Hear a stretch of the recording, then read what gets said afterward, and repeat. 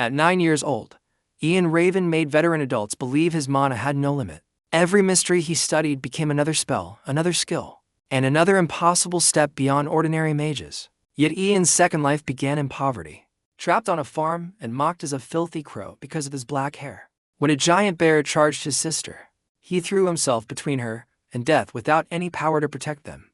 A wandering mage erased the beast with lightning, then revealed that an archmage had specifically ordered her to find Ian. His system followed one brutal rule: study magic deeply enough, complete its progress, and the knowledge became a usable ability. 7 years of relentless training led him hear wind, water, ice, fire, earth, darkness, and forces no normal student could approach. His first practical lesson ended with him thrown from a floating mountain. Yet Aramancy carried him safely into the forest. That landing proved his gift worked, and every successful mystery gave him another path to grow stronger. Soon, the farmer's son would terrify bandits, rescue a noblewoman, befriend a dragon, and call divine power into the mortal world. But none of that glory existed when the system first labeled Ian a nobody with a future buried in farmland. His parents owned little, and as the third of 4 children, Ian worked whenever the family needed food, while their father labored elsewhere. Ian and his sister searched the forest for anything they could bring home. Villagers treated his black hair like a stain, turning an ordinary child into the target of cruel insults. Reincarnation had given him another life, but it had not given him wealth, status, safety, or a clear advantage. Then the transparent status window appeared and displayed the name Ian Raven, before dismissing his potential. According to that path, he would remain unknown and spend his entire life working the same exhausted fields. The system looked useless until danger moved behind a tree while his sister gathered fruit nearby. A massive bear stepped from the shadows, large enough to kill both children before anyone could reach them. Ian moved first, placing his own body in front of his sister even though he had no weapon. Lightning struck before the claws landed, reducing the charging beast to nothing in a single violent flash. The woman responsible introduced herself as Aladdis, a wandering mage carrying orders from an elderly archmage. She had crossed the region searching for one specific child, a black-haired boy living inside Feldberg territory. For the first time since reincarnation, Ian understood that this world contained real magic and a road beyond poverty. After receiving permission from his parents and the local lord, Aladdis took him toward a windmill house and began his transformation. Inside the windmill house, Aladdis places the enormous Moronius before Ian and begins testing his patience. The ancient book becomes the first wall between the farmer's son and the magical future he wants. Moronius contains the language and fundamental laws required to communicate with the world's hidden mysteries. Aladdis makes it clear that memorization alone will not be enough, because real magic demands complete understanding. Ian clenches his fist and accepts the challenge with complete certainty. So, the mage begins the first lesson, and he eagerly replies that she can start anytime. Right at the start of his studies, a system window appears showing his learning progress. As he continues to read several books, his progress increases while he recites the magic words. But even with a stack of books covering his face, he remains steadfast, memorizing every spell.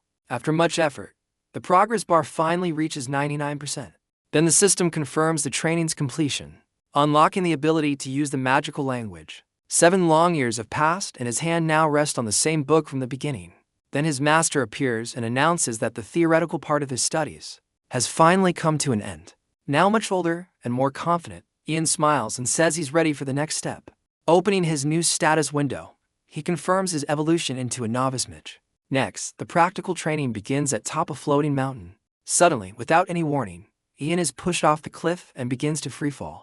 Meanwhile, his master just watches the scene from above with a confident smile on her face. Plummeting at high speed, he screams that everything he learned in the last few years was just theory.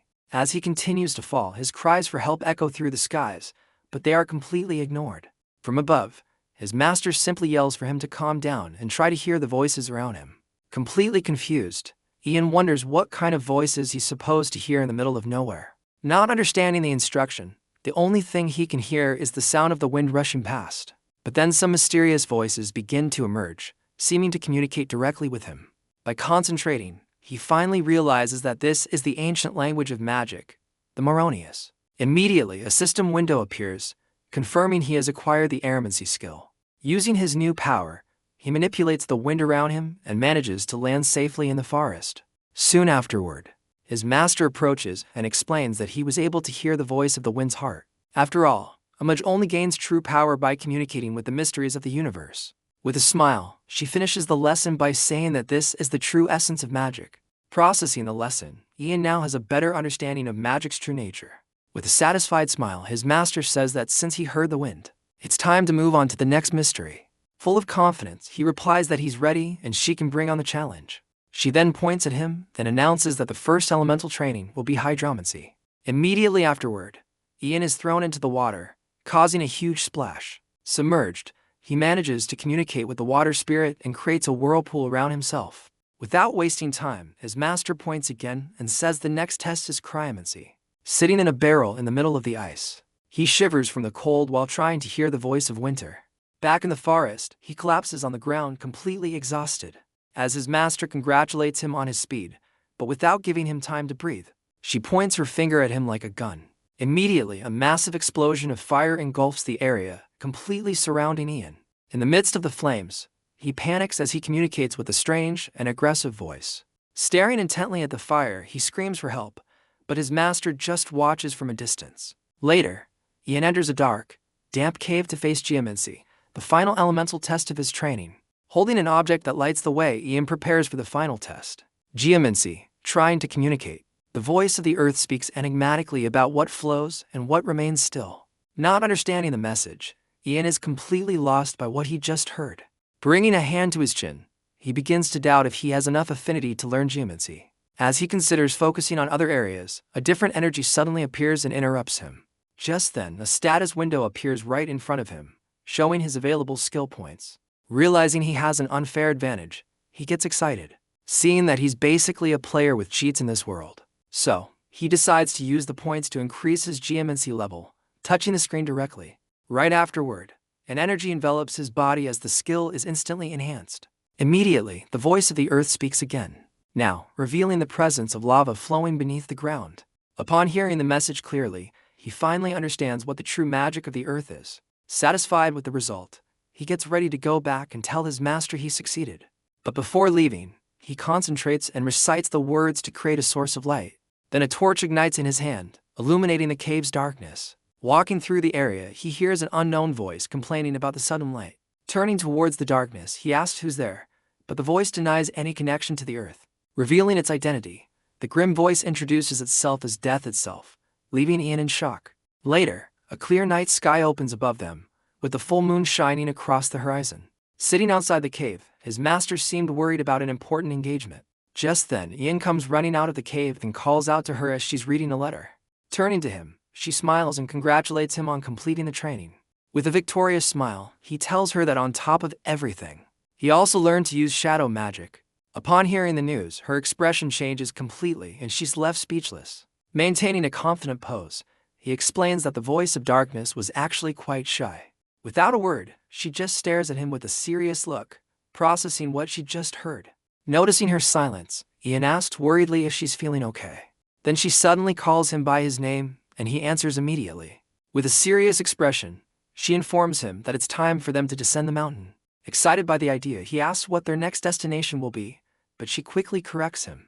Standing face to face, she reveals that this is the moment of their farewell. Soon afterward, she points the way and instructs him to go to Chronolique and join the Council of Mages. What waited below the mountain was not another lesson, but a world that feared powerful mages on sight.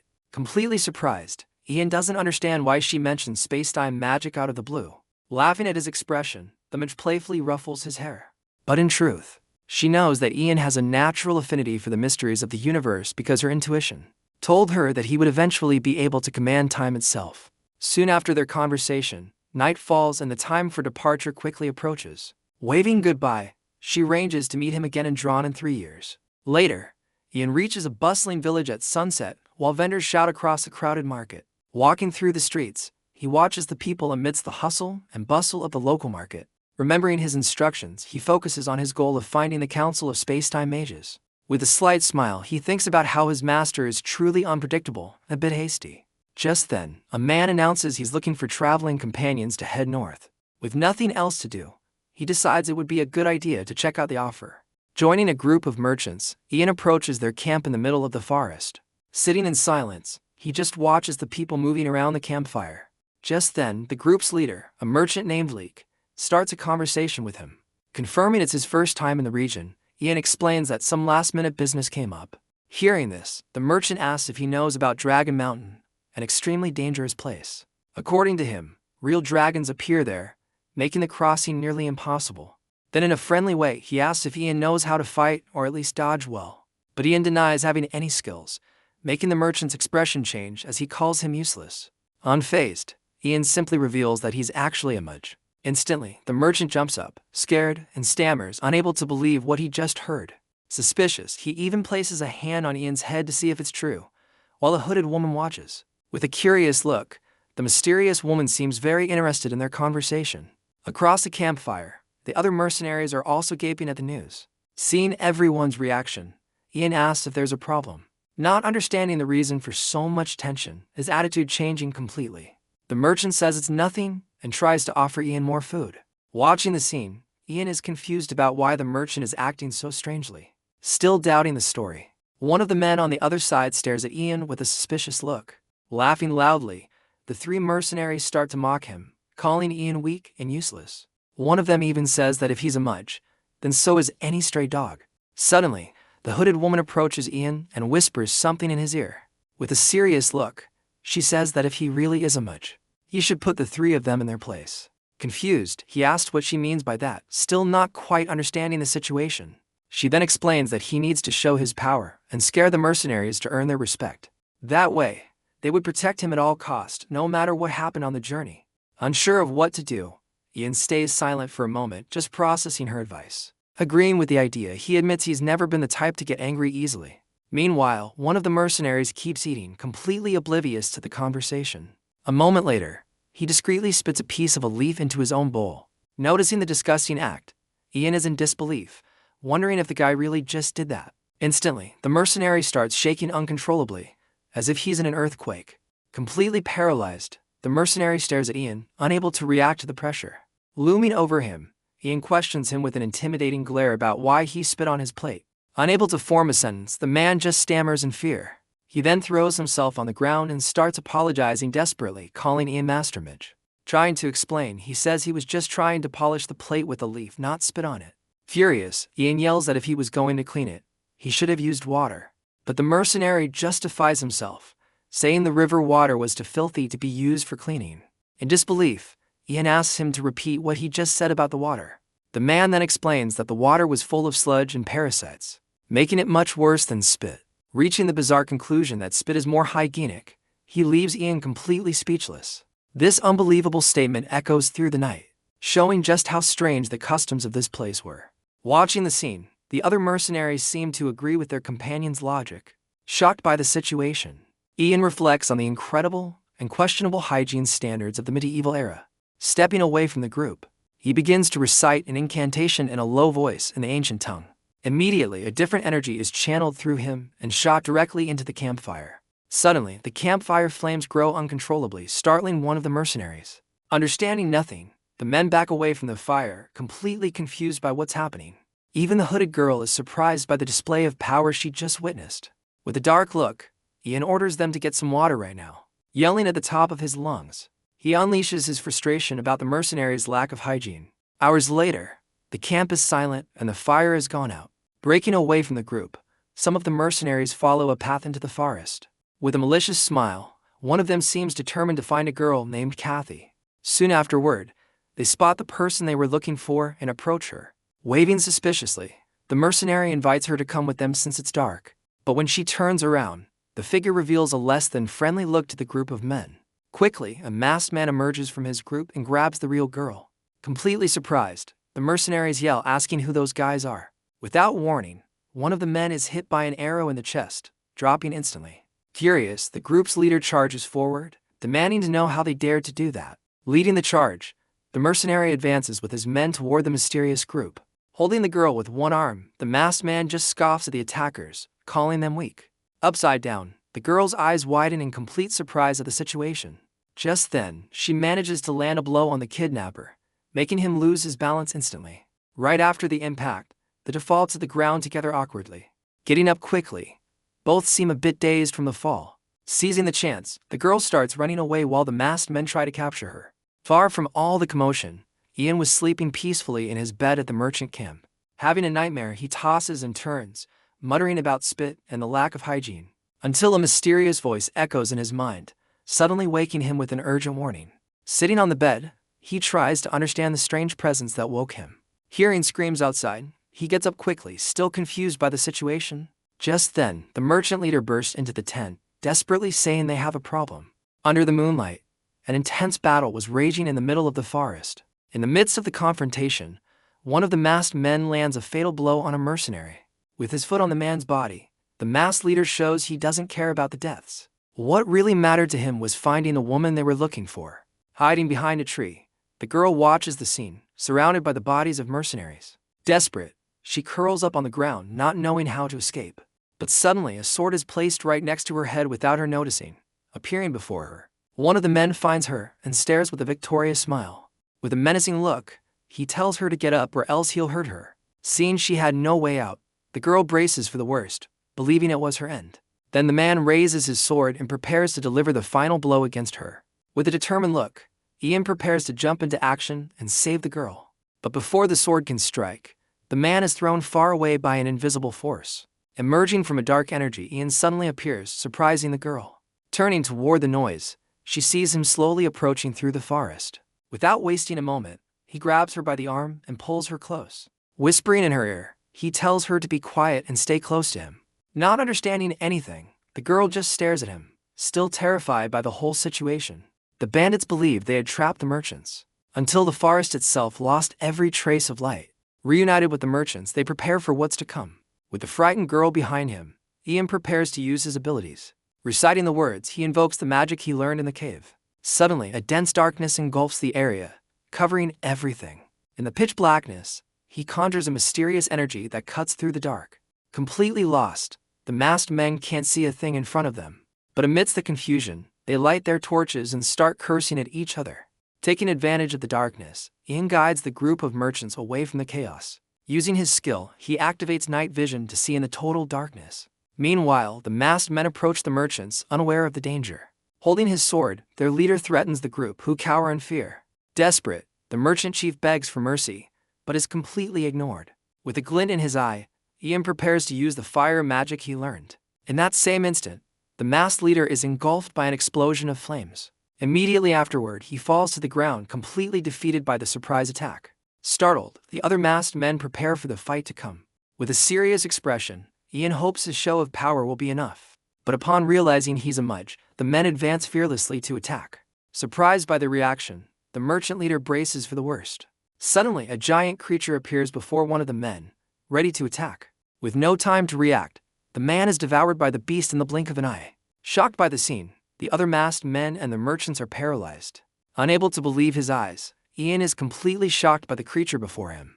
Before them, a huge, menacing dragon rose, ready for combat. Still in shock, the masked men retreat from the enormous dragon now towering over the battlefield. None of them knows how to face a creature powerful enough to devour a man instantly. With a roar, the dragon charges and attacks the rest of the group, causing a general panic. Terrified, the merchants hide behind Ian, not understanding the situation. Realizing the gravity of the danger, Ian understands the situation is out of control. With a furious gaze, the dragon turns as if ready to attack. Suddenly, a system window appears, stating he has witnessed a primordial mystery. Not understanding the message, Ian just stares at the screen, completely confused. Soon afterward, another notification pops up showing he used an unknown skill. Standing near the dragon, he wonders if he was the one who summoned the creature. Processing the information, he begins to suspect the dragon is one of the mysteries. Remembering his training, he recalls the voices of the wind he heard, and also the voice of the water, which taught him to control rivers and seas, and even the voice of the ice, which made him feel the intense cold of winter.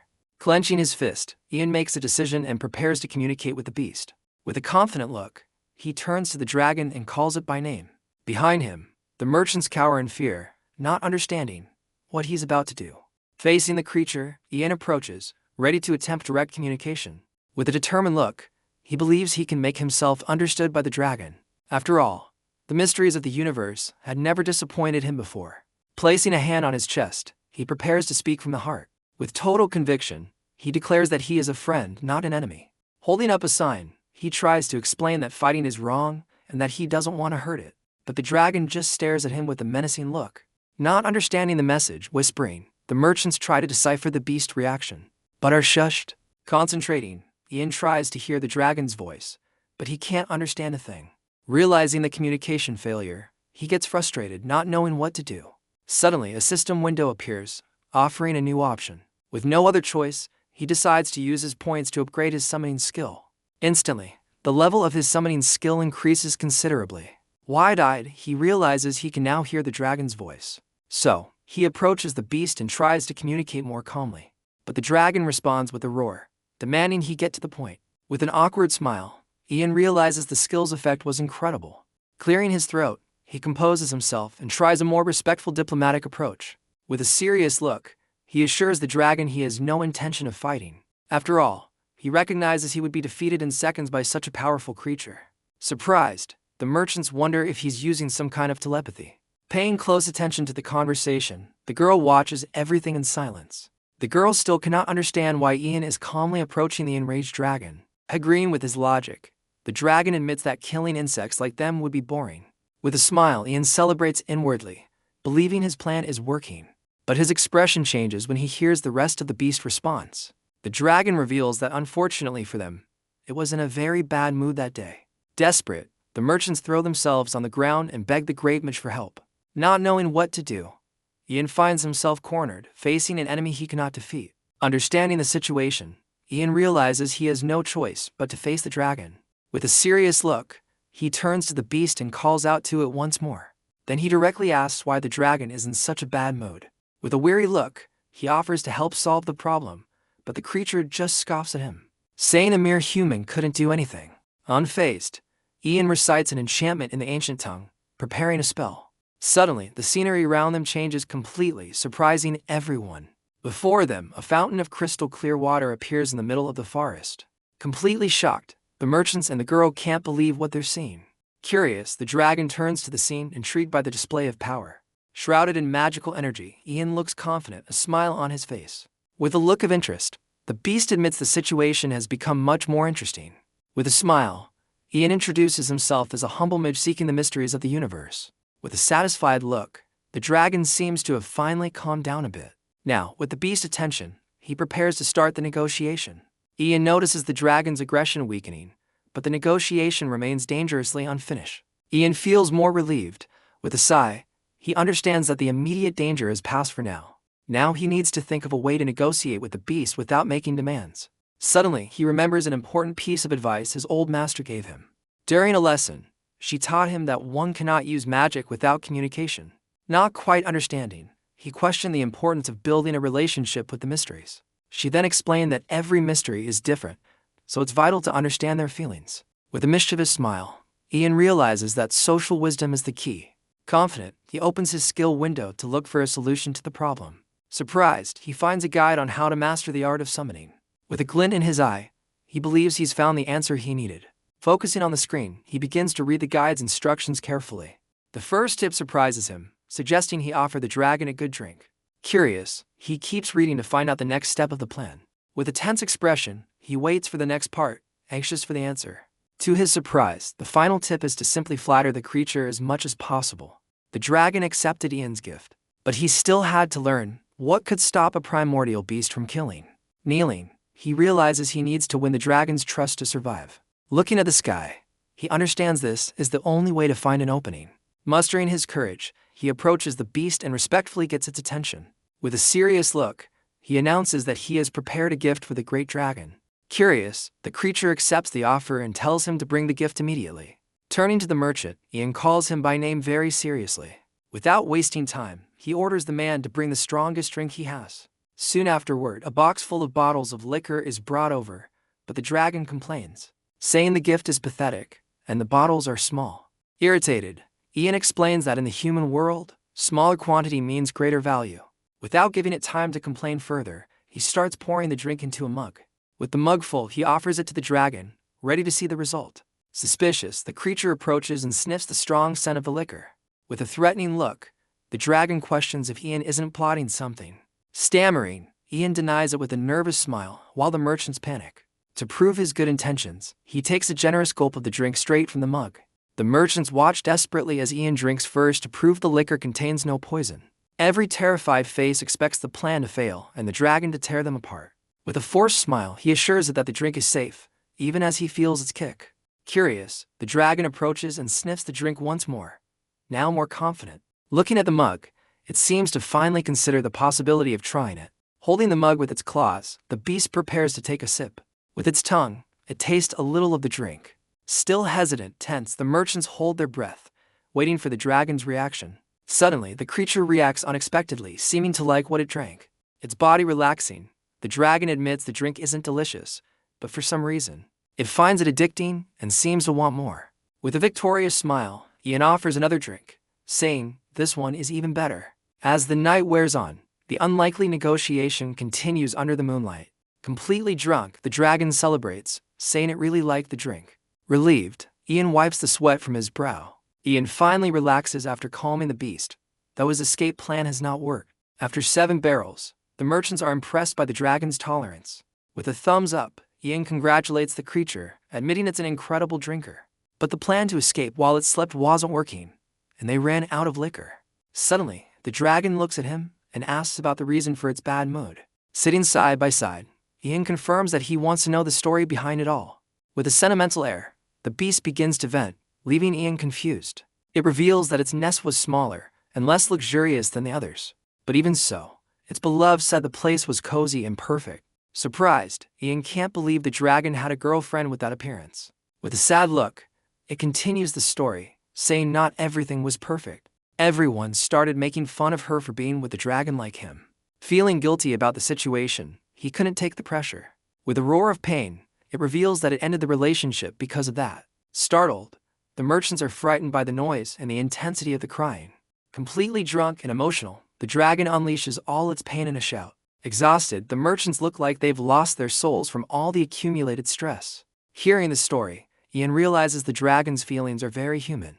With a thoughtful look, he understands he can use the situation to his advantage. Turning to the dragon, he calls out to it once more to make a proposal. Stepping forward, he offers to use his magic. Suspicious, the dragon stares at him, not understanding what he's getting at. With a confident smile, Ian asks for a small favor in return for his help. Under the moonlight, the negotiation finally reaches a decisive point. Later, the mountains look peaceful as Ian returns toward the merchants with a hardened expression. Next, we see Ian walking through a forest with a less than friendly expression on his face.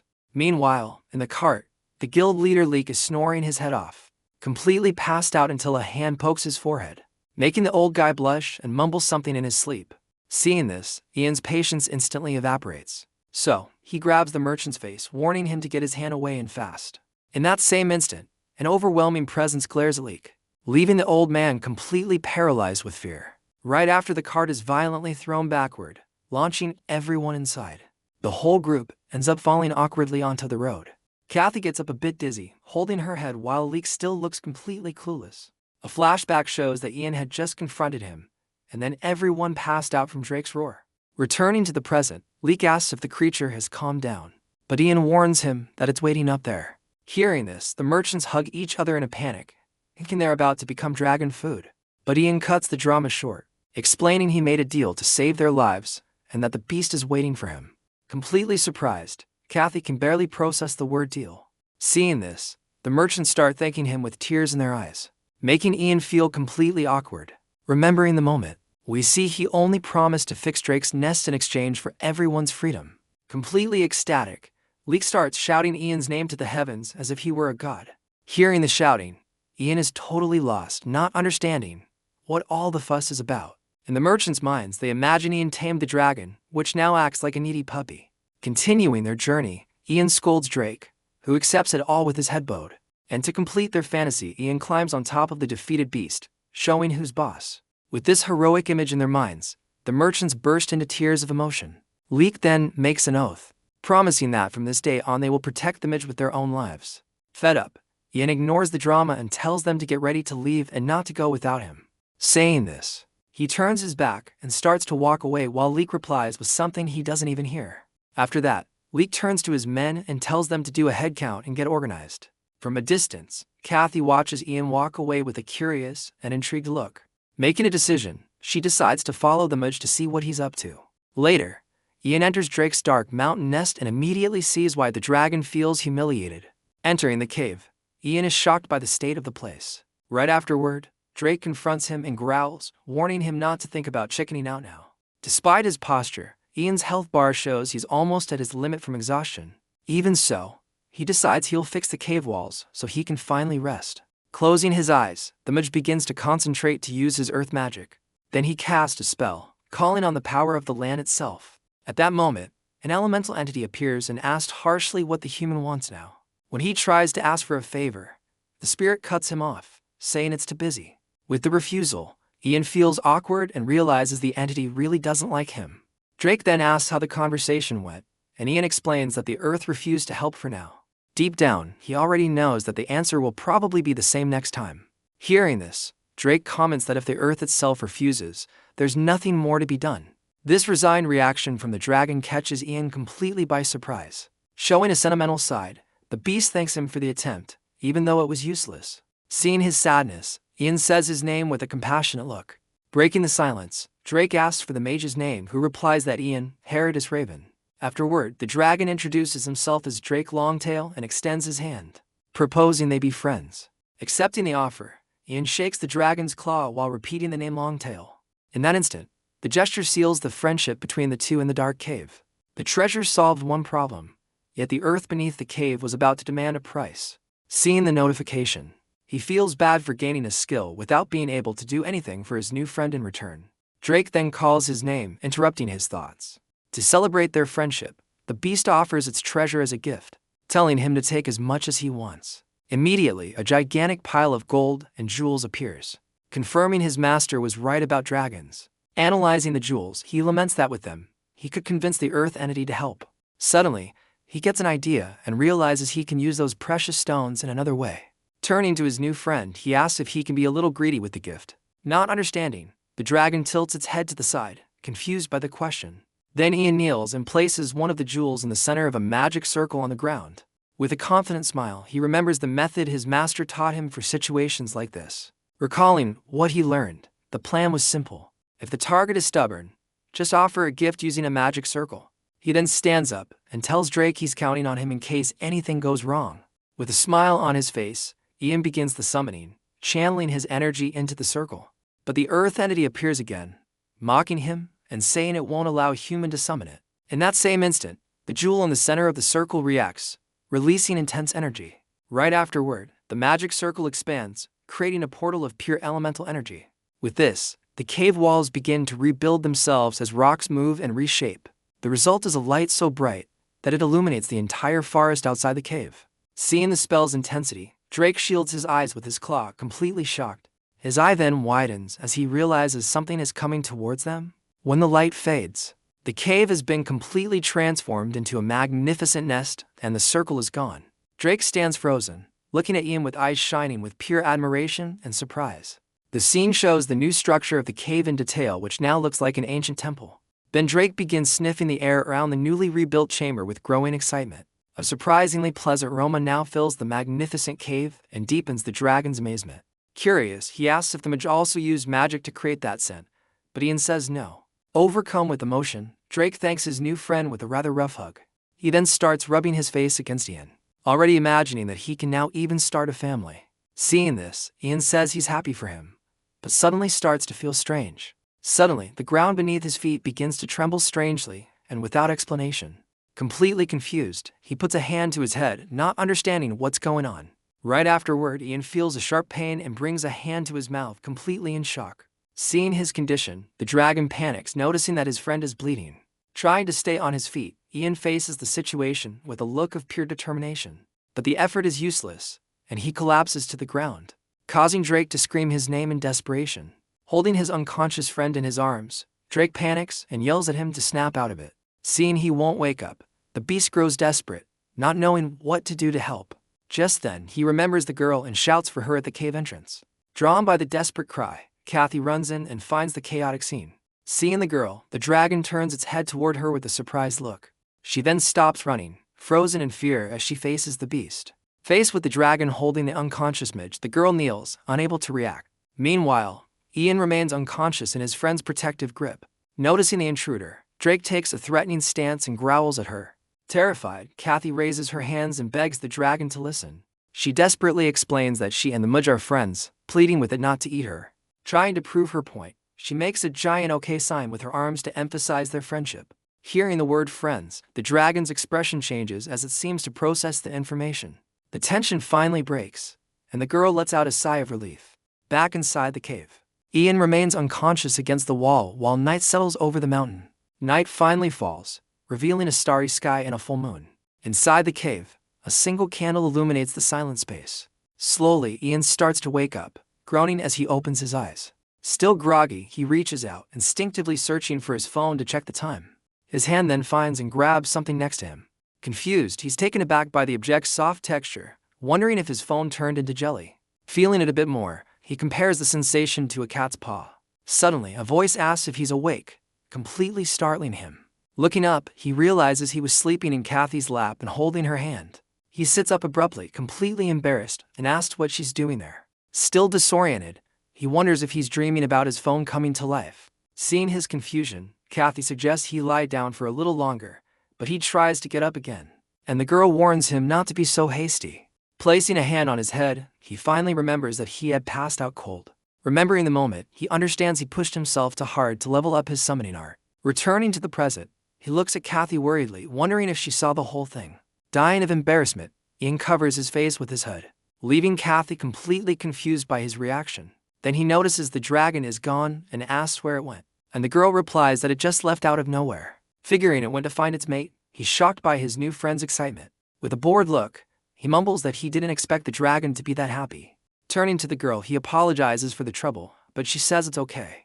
He then asks how she got in, and she explains she just told Drake she was his friend.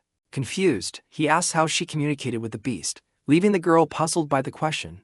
Realizing the situation, it dawns on him that the dragon might have used some kind of automatic translation.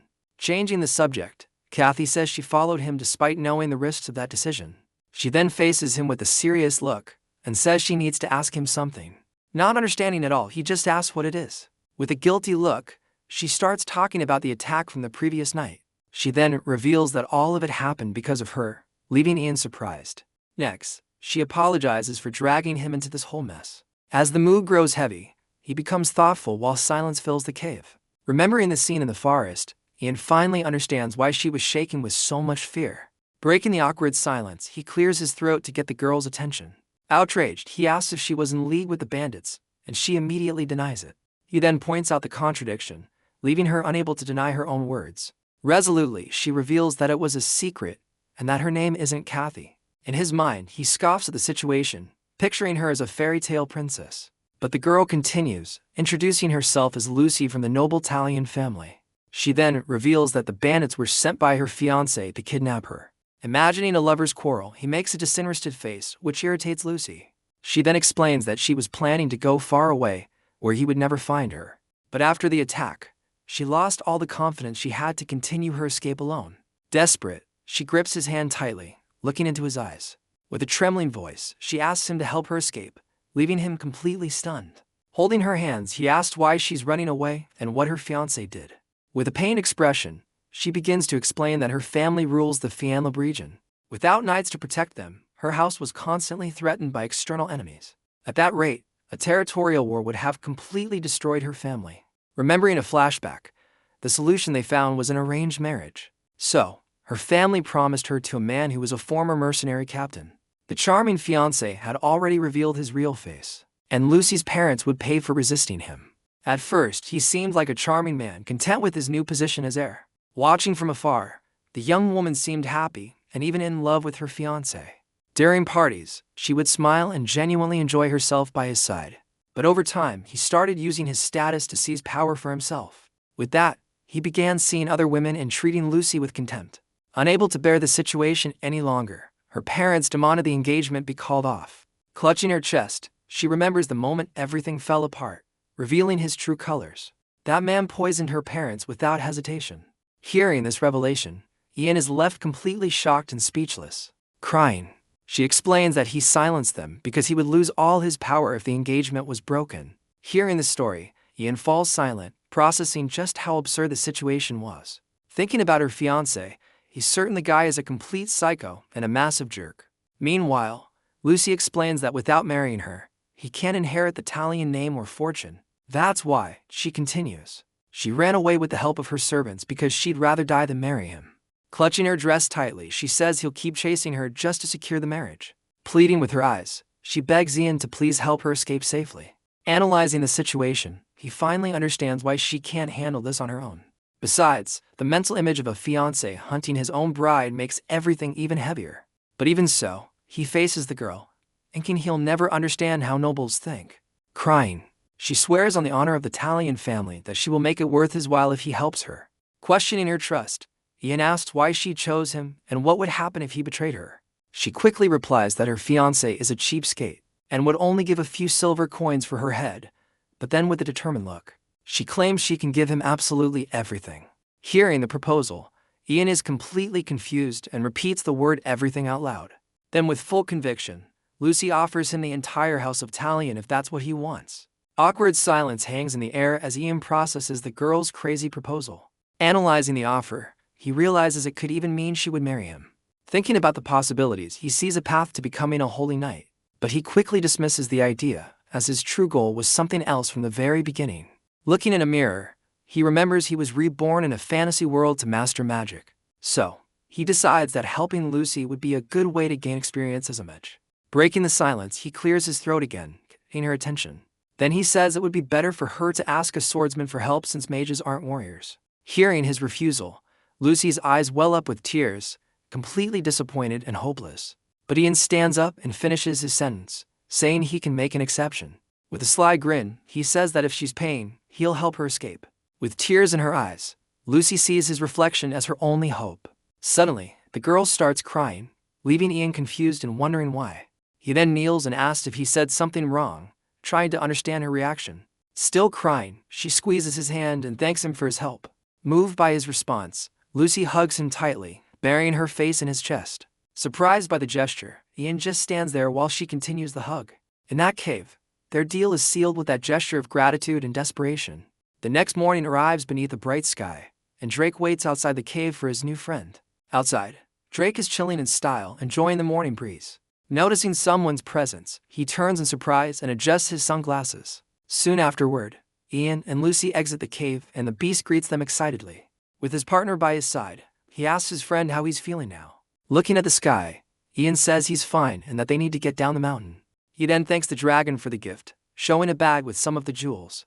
To help, Drake lies on the ground and offers them a ride to get down faster. Thanking him for his kindness, he climbs onto the dragon's back, getting ready for the trip. Seeing this, Lucy just stands there completely nervous and unsure of what to do.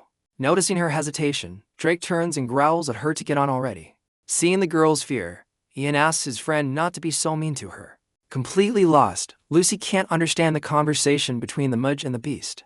Ian then extends his hand to her, showing that everything is okay and that she can trust him. With a smile on his face, he tells her to climb onto the dragon's back without fear.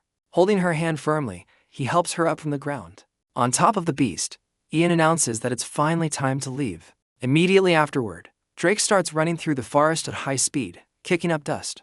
Meanwhile, back at the camp, the merchants are starting to panic, arguing among themselves. One of them recalls that the mercenaries accompanying them were completely wiped out. Scared, one of them yells that if the bandits are still around, they're all going to die. Despite the panic, the other merchant tries to calm things down and urges for some caution. But the first one retorts that bandits are brainless and are definitely still after them. Unable to reach a conclusion, they both turn to their boss, Leek, asking for a final decision. Sitting on a rock, the guild leader just clears his throat, keeping the suspense in the air. At that moment, he opens his eyes with an expression of pure certainty and determination. Pointing his finger, he confidently declares that they will wait for the mage. Contradicting the decision, one of the merchants panics and yells that there's no way he's staying put. But the other, with a smile on his face, gives a thumbs up and agrees to follow the guild leader. With his arms crossed, Leek states with absolute certainty that the mage defeated a dragon, so it's impossible for him to be dead. 10 minutes later, all that confidence evaporates as the three are seen kneeling on the ground, lamenting their fate. At that moment, the bandit leader approaches and tells them to stop whining right now. He then points a sword at Leek's throat, who desperately begs for his life. Ignoring the cries, the bandit orders him to hand over the woman who was with their group. He then grabs him by his clothes, demanding the girl with the dark blue hair and warning him not to play dumb. Confused, Leek tries to remember who he's talking about, repeating the description in a low voice. Then Kathy's image comes to mind, making them both realize who the bandit is talking about. The leader then asks where she is, and the merchants turn, looking for her around the camp. Seeing that the girl has simply vanished, they stare at the empty spot where she was, completely in shock. With a wicked grin, the bandit understands the situation and prepares for the worst. Realizing their end has come, the three of them hug and desperately scream the mage's name. At that same moment, the bandit leader hears something and looks back, trying to identify the noise. Crying with joy, the merchants realize they're saved because the mage brought a dragon with him. Completely confused, the bandit leader can barely process the words mage and dragon. Just then, a huge figure rushes toward them, kicking up dust and dirt wherever it goes. On top of the creature, Ian and Lucy rapidly approach the merchants' camp. Seeing the girl, the bandit chief points and asks if that's her, and his man confirms it. But one of his men, looking at her mount, is frozen in fear by what he sees. A moment later, Drake's terrifying face glares at the bandits with a furious look. Realizing the mess he's in, the bandit leader breaks into a cold sweat. Without a second thought, he yells for his men to run and bolts into the forest. With the bandits on the run, a sense of calm finally settles over the sunlit forest. Relieved, Leek approaches Lucy and says it's a good thing she was with the mage. But one of the merchants raises a question, wondering how the bandits knew about her. Overhearing the conversation, Ian turns around when he hears the name of the Church of the Celestial God. With a serious look, he realizes it's been a long time since he's heard that name. Ian remembers how he recalls that this is the world's dominant religion, but it has become corrupted. Analyzing the situation, he realizes that Lucy's enemies won't give up so easily. With his arms crossed, he stares at the girl who seems uncomfortable under his gaze. Drake accepted the favor, and Ian's system would soon count exactly how many pursuers survived. He then turns to Drake and asks his new friend for a favor. Without hesitation, he asks the beast to drive the men away and to eliminate them if necessary. With a confident look, the dragon replies that if it's a request from his friend, he'll do it with pleasure. Soon afterward, the beast takes off at high speed, following the trail of the fleeing bandits. Watching his friend leave, Ian reflects on how he needs to change to survive in this world. Suddenly, he feels a sharp pain and his eyes glow with a strange intense light. Feeling dizzy, Ian brings a hand to his head, wondering if he overused his power again. Worried, Lucy approaches and asks if he's pushing himself too hard, but he says he's fine. Supporting the girl, he holds her by the arm as she insists he doesn't look well at all. From a distance, Leek observes the scene with a hand on his chin, a look of discovery on his face. He then walks over and asks if they're a couple, leaving Ian flustered. Back in the wagon, Ian leans back and relaxes while Lucy sits silently beside him. Suddenly, his eyes glow and a system window appears before him. The notification informs him that his dragon has eliminated another human, the 11th one, that day. Analyzing the message, he finds it convenient to receive these reports, but regrets not being able to summon his friend here. Just then, he hears a voice call his name and turns, recognizing it as his friend's. In a vision, he sees Drake eliminating the last of the bandits with a powerful strike. Thanking him mentally, he says the dragon truly saved their lives. With a satisfied look, the beast replies that it was nothing, and he'd do anything for his friend. Drake's voice then asks if he's leaving already, and Ian confirms that he is. Remembering their conversation, he understands that his dragon friend cannot leave the mountains. Imagining a farewell scene, he regrets not being able to see him one last time. In his mind, he thanks him for everything, and the dragon replies that the pleasure was all his. Suddenly, Drake's voice calls him back to reality, as if remembering something. As a farewell gift, the beast mentions a phoenix nest and asks if he's interested. Later, Ian and Lucy enter prosperous Riverville, where crowded streets hide both safety and new danger. Standing on the street, Ian and Lucy watch the bustling crowd while Ian thinks about the dragon's proposal. In his mind, Drake explains that there are rumors of an ice phoenix living in the northern mountains. The scene shows an image of a phoenix, a bird of fire and rebirth. Then the image changes to an ice version of the creature with feathers that freeze everything they touch. Known as the Ice Phoenix, the creature is one of the most powerful in the region.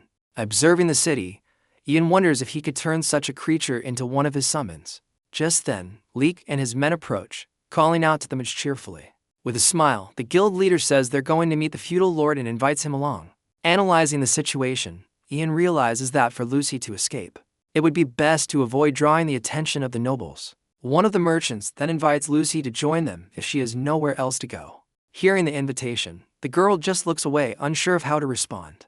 Taking the lead, Ian refuses the offer and says they will rest at an inn before leaving. Hearing the word "we," the merchant's jaws drop, completely shocked by the revelation. With a blush on her face, Lucy just shrinks beside Ian, unable to look at anyone. With a smile, she leans on him while Ian grumbles that he's a bit tired from the journey. Observing the scene, Leek and his men look depressed as their suspicions are confirmed. With a lovesick smile, the guild leader celebrates that the two are really together. From a distance, a man in noble attire watches the commotion, seemingly looking for someone. Walking through the city, Lucy comments that pretending to be his girlfriend makes things easier and keeps the idiots away. She then questions why he speaks so formally since he claims to be a farmer's son. Explaining the situation, he says there's no deep reason.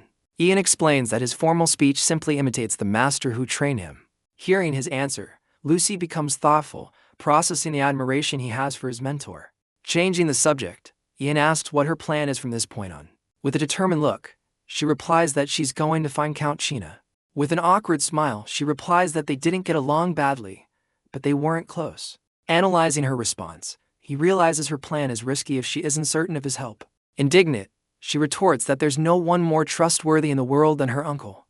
With a disdainful look, he simply replies that if she says so, he'll believe her. She then explains that he's better than a stranger, who would only ask for her hand in marriage because of her status. With a sly smile, she adds that if a mage like him were to ask, she wouldn't mind. Cutting her off, he reminds her that their contract ends as soon as they find the Count. Annoyed, she asks if he isn't being too cold to a noble woman's proposal, but he simply replies that there are plenty of other women in the world. Not giving it much thought. Hearing his response, Lucy pouts, completely sulking at his coldness. Noticing her reaction, he asks where she's going, and she excitedly guides him to the inn. As they enter the tavern, the sound of a bell announces the arrival of new customers. Greeted with a warm welcome, they find themselves in the bustling atmosphere of the inn. Approaching the counter, Ian asks for a room for a few nights with access to a bath. For payment, he places the bag of jewels on the counter, asking if it's enough. With a greedy smile, the innkeeper says it's more than enough and that she'll prepare the room. Pointing a finger, she asks if the young lady will also be bathing, leaving Lucy shocked. Stepping back, she crosses her arms and says she's fine. Lucy remains completely embarrassed because the innkeeper assumed she would share Ian's bath. Annoyed, he asks if she thinks the water is dirty, and she confirms that's part of the reason. With her hands on her face, she yells that she shouldn't have to spell it out for him.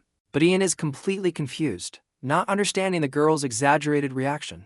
He then remembers that medieval baths had no privacy at all. Realizing his blunder, he's shocked by his own cluelessness. Turning to the innkeeper, he asks her to prepare a bath just for him. With a sigh, Lucy shrinks down, looking frustrated with the whole situation. While they wait, all the men in the tavern stare at the girl with leering gazes. Noticing the unwanted attention, Ian becomes visibly uncomfortable with the scene. He then turns to Lucy and tells her to put on her hood, but she corrects him to use the name Kathy. Losing his patience, he rushes her, saying everyone is staring as he covers her with the hood. Irritated by his attitude, she mutters that he's so annoying.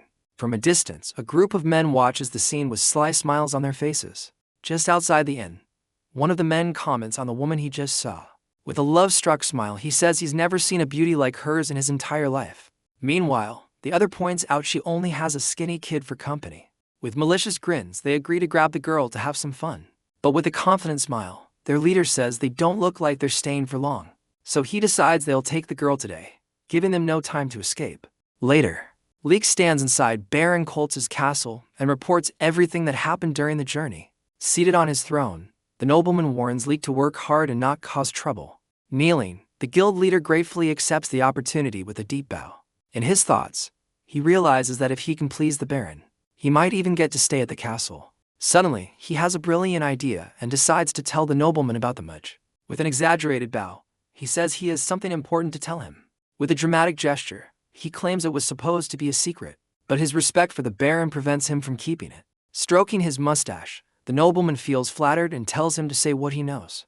With a smile on his face, Leek reveals he met a mage during his travels. In a brief and exaggerated version, Leek tells how the mage who uses a dragon saved everyone. Satisfied with the story, he says it's too early for the nobleman to be amazed by what he's heard. Then he reveals that the great and dangerous mage named Ian is staying at an inn in town. Shocked by the news, the Baron rises from his throne, completely stunned and frightened. In his thoughts, he realizes the danger of having a temperamental mage in his territory. Riverville now held a nervous Baron, a hidden noblewoman, and holy knights who despised shadow magic. He then envisions a city in flames with people running desperately to save their lives. But he soon realizes the situation could be even worse, as there's already a group of lunatics in his territory. Later, the Holy Order of Santiago enters Riverville wearing heavy armor and completely closed helms. Driven by devotion to their god, they are monks and martial artists who hunt demons and monsters. With their swords drawn, they proclaim themselves the guardians of humanity. The Baron then imagines a scenario where the Knights of Santiago and the mage meet. Picturing the scene, he sees the two sides facing off on his lands, ready for a confrontation. The mere thought of a conflict of that magnitude makes the nobleman break out in a cold sweat of pure dread. Desperate at the possibility, the Baron rises from his throne and shouts for his governor. Promptly, the governor appears and places himself at His Excellency's disposal.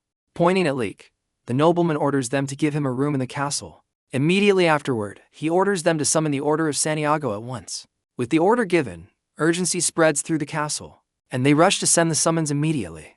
Meanwhile, at the inn, Ian and Lucy are sitting at a table enjoying their meal.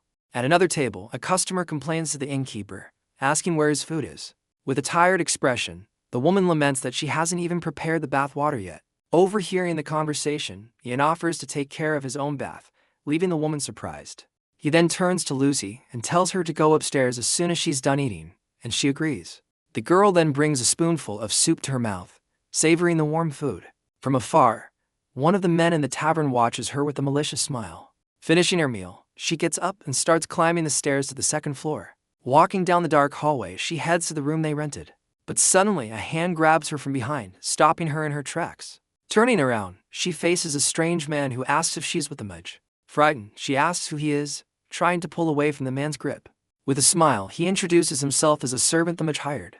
Showing a coin, he says the mage sent him to take her to the docks immediately. Suspicious, she mentions that he should be taking a bath, and the man makes up an excuse. Fearing the worst, she thinks her fiancé's men have already found them. Without giving her time to think, he rushes her, saying they need to go now. Suddenly, a body tumbles down the stairs, making a loud noise and startling everyone. Moments later, the inn's back door opens, and the false servant drags Lucy into the courtyard. The man then runs out, dragging Lucy with him out of the tavern. In the middle of their run, she senses something is wrong and stops suddenly. Outside, she sees Ian tending the fire to heat the bathwater. At that moment, the man yanks off her hood and strikes her. Her scream echoes through the courtyard, catching the attention of everyone nearby. Hearing the noise, Ian is alerted by the desperate scream. Outside, Ian calls out for Lucy, still not understanding what happened. Suddenly, one of the henchmen attacks him from behind with a wooden club, but with a swift move. Ian dodges the blow, ducking just in time. The man then loses his balance and stumbles, falling flat on his face. Without giving him time to get up, Ian knocks him down with a precise blow. Analyzing the situation, he realizes these men weren't sent by Lucy's fiancé. On the other side of the fence, the kidnappers yell for their accomplice to hurry up. Then Ian turns and faces the men, ready for the impending confrontation. Seeing that escape is no longer an option, the henchman gets up and tries to block Ian's path. Annoyed by the interruption, he grumbles that he lost his chance because of that idiot. Suddenly, a strange energy begins to envelop the man, who freezes in fear. Completely bewildered, he can barely ask what's happening to him. Meanwhile, Ian realizes he needs to find a mystery he can use with his current skill level. With a smile on his face, he hears voices saying, "It's the perfect time to play." Hearing the voices, he recognizes them as belonging to the dark eyes that are watching him. With a gesture, he summons the darkness, covering the entire courtyard in a dense shadow. Completely terrified, the man cowers, not understanding what's happening around him. Suddenly, the darkness vanishes and Ian appears wearing a blindfold, leaving the man confused. In a cold voice, he explains that when using the shadow art, only he can see. As reinforcements arrive, the man begs for mercy, but it's already too late. Hearing the footsteps, Ian realizes the henchman has called the other kidnappers. With the club in hand, he prepares to strike the man, who cringes in fear. Ignoring his panic, Ian asks where they took the girl. Suddenly, the blindfold disappears, and the man realizes he can see again, much to Ian's annoyance. Losing his patience, he hits him on the head, demanding an immediate answer. At the sound, a sword is thrown in his direction, nearly hitting him.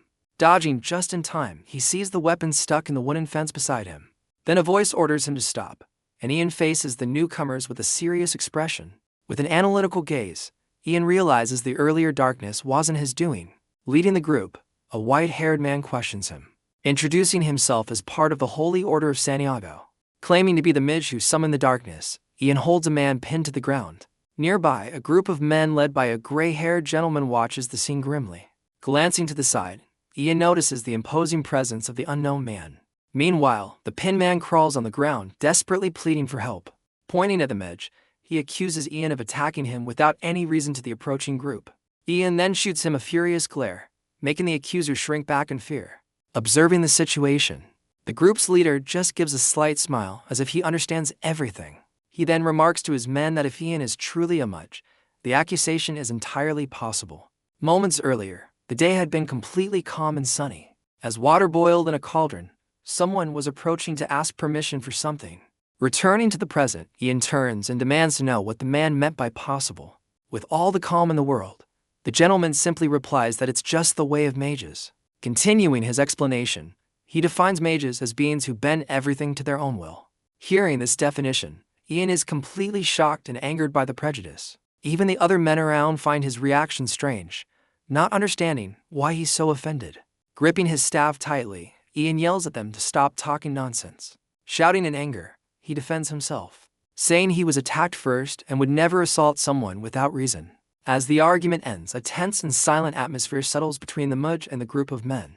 Instantly, Ian realizes he lost his cool and becomes visibly worried about the leader's reaction. But instead of anger, the gray-haired man breaks into a warm smile, completely confusing the young mage. Approaching him, the leader says that this attitude can only mean Ian is an extremely skilled mage. Despite the compliment, one of the men interjects, saying, "That's no excuse to use vile magic." Not understanding the accusation, Ian turns in surprise and asks what this vile magic is. The man promptly explains that using darkness to block the sun is an act of hiding from the heavens. With his arms crossed, he concludes by stating that skulking in the shadows is a cowardly and despicable act. As Ian processes these words, his eyes narrow as he deduces they must be followers of the sun god. Facing the group who reveal themselves as members of the Church of the Sun, he prepares to respond in kind. Clearing his throat to get their attention, Ian begins his counter-argument calmly. Questioning their logic, he asks if the coexistence of day and night isn't the very law of providence. Heatedly, he finishes by explaining that the absence of the sun creates darkness, and he merely used this natural law to his advantage. Completely speechless, the man stammers, trying to respond to Ian's argument. Meanwhile, the other men in the group begin to whisper among themselves, seemingly agreeing with the mage's logic. Noticing the shift in opinion, the man who made the accusation starts to break into a cold sweat. Soon afterward, they completely change their stance, convinced that the mage is right. The kidnappers were already on the water, leaving Ian one chance to drag their boat back. Turning to the leader, he asks for leave to go and search for his kidnapped sister. At that moment, the leader asks if the man was attacked because he was one of the kidnappers. But the accused cowers in fear, vehemently denying any involvement in the kidnapping. Giving an order to one of his men, the leader instructs them to keep a close watch on the accused. With the situation resolved, he turns to Ian and apologizes for taking up his precious time. Then as compensation, he offers his group's help in finding the girl. Later, Ian reaches a pier at sunset and spots two kidnappers escaping in a small boat. Following the clues, Ian runs with the group of men towards the indicated location. Upon arriving at the pier, one of the men points to the boat that is already moving away. Seeing the kidnappers escape, the men become completely furious with the situation. Observing the situation, Ian considers that with the sun setting, it will be dangerous to pursue them by boat. Hearing that, the group's leader gets his men's attention with a shout. With a clenched fist, he prepares to give an order, leaving Ian curious about what will happen next. In a fervent speech, he motivates everyone to prepare the boats to pierce the darkness and save a soul. Shouting together, the men declare that the Order of Santiago protects the weak. They promise to pierce the darkness and rescue Lucy before the kidnappers can disappear. Hearing that, Ian realizes they are an order of knights and is genuinely impressed by their ideals. Trying to be cautious, he warns the leader about the danger of going by boat. But the man just smiles and asks him to speak casually. Completely embarrassed, Ian replies that he is already speaking casually. The leader only becomes more amused when Ian insists he is already speaking casually. Ignoring the conversation, he reveals his plan to use a hook to pull the kidnapper's boat back. Eyes wide, the leader is shocked to hear that the mage intends to pull the boat back by himself. Surprised by the plan, he asks how a shadow mage can also use water magic. Finding it all very strange, the man comments that battle mages usually use only one type of magic. Furthermore, he doubts that someone with basic level training could use any spell at all. Proving him wrong, Ian extends his hand and begins to invoke the river's power with a shout. Before the shocked men, a huge mass of water rises, answering the young mage's call. Manipulating the water, Ian creates a violent current that engulfs the kidnapper's boat. Seeing that power, the group's leader is shocked and says it surpasses any water shield he's ever seen. Meanwhile, the kidnappers on the boat panic as they feel the current change abruptly. Looking back, one of them is in complete disbelief as he sees the wave forming. Soon afterward, the force of the water throws the boat into the air, sending the two men flying. With the kidnappers defeated, the empty boat is brought back to the safety of the pier. With the situation resolved, the men from the group move to take the rescued girl away. Running towards him, his sister Lucy hugs him tightly, crying and screaming his name. Awkwardly, Ian just holds her as the group's leader scolds him for making her cry. Noticing her state, he tries to calm her down, saying she's been through a lot. He then gently hugs her to comfort her as she continues to sob on his shoulder. Completely exhausted, Ian sighs and thinks they need to go back to the inn and take a bath. But at that moment, he had no idea that a quiet bath was something he wouldn't be getting.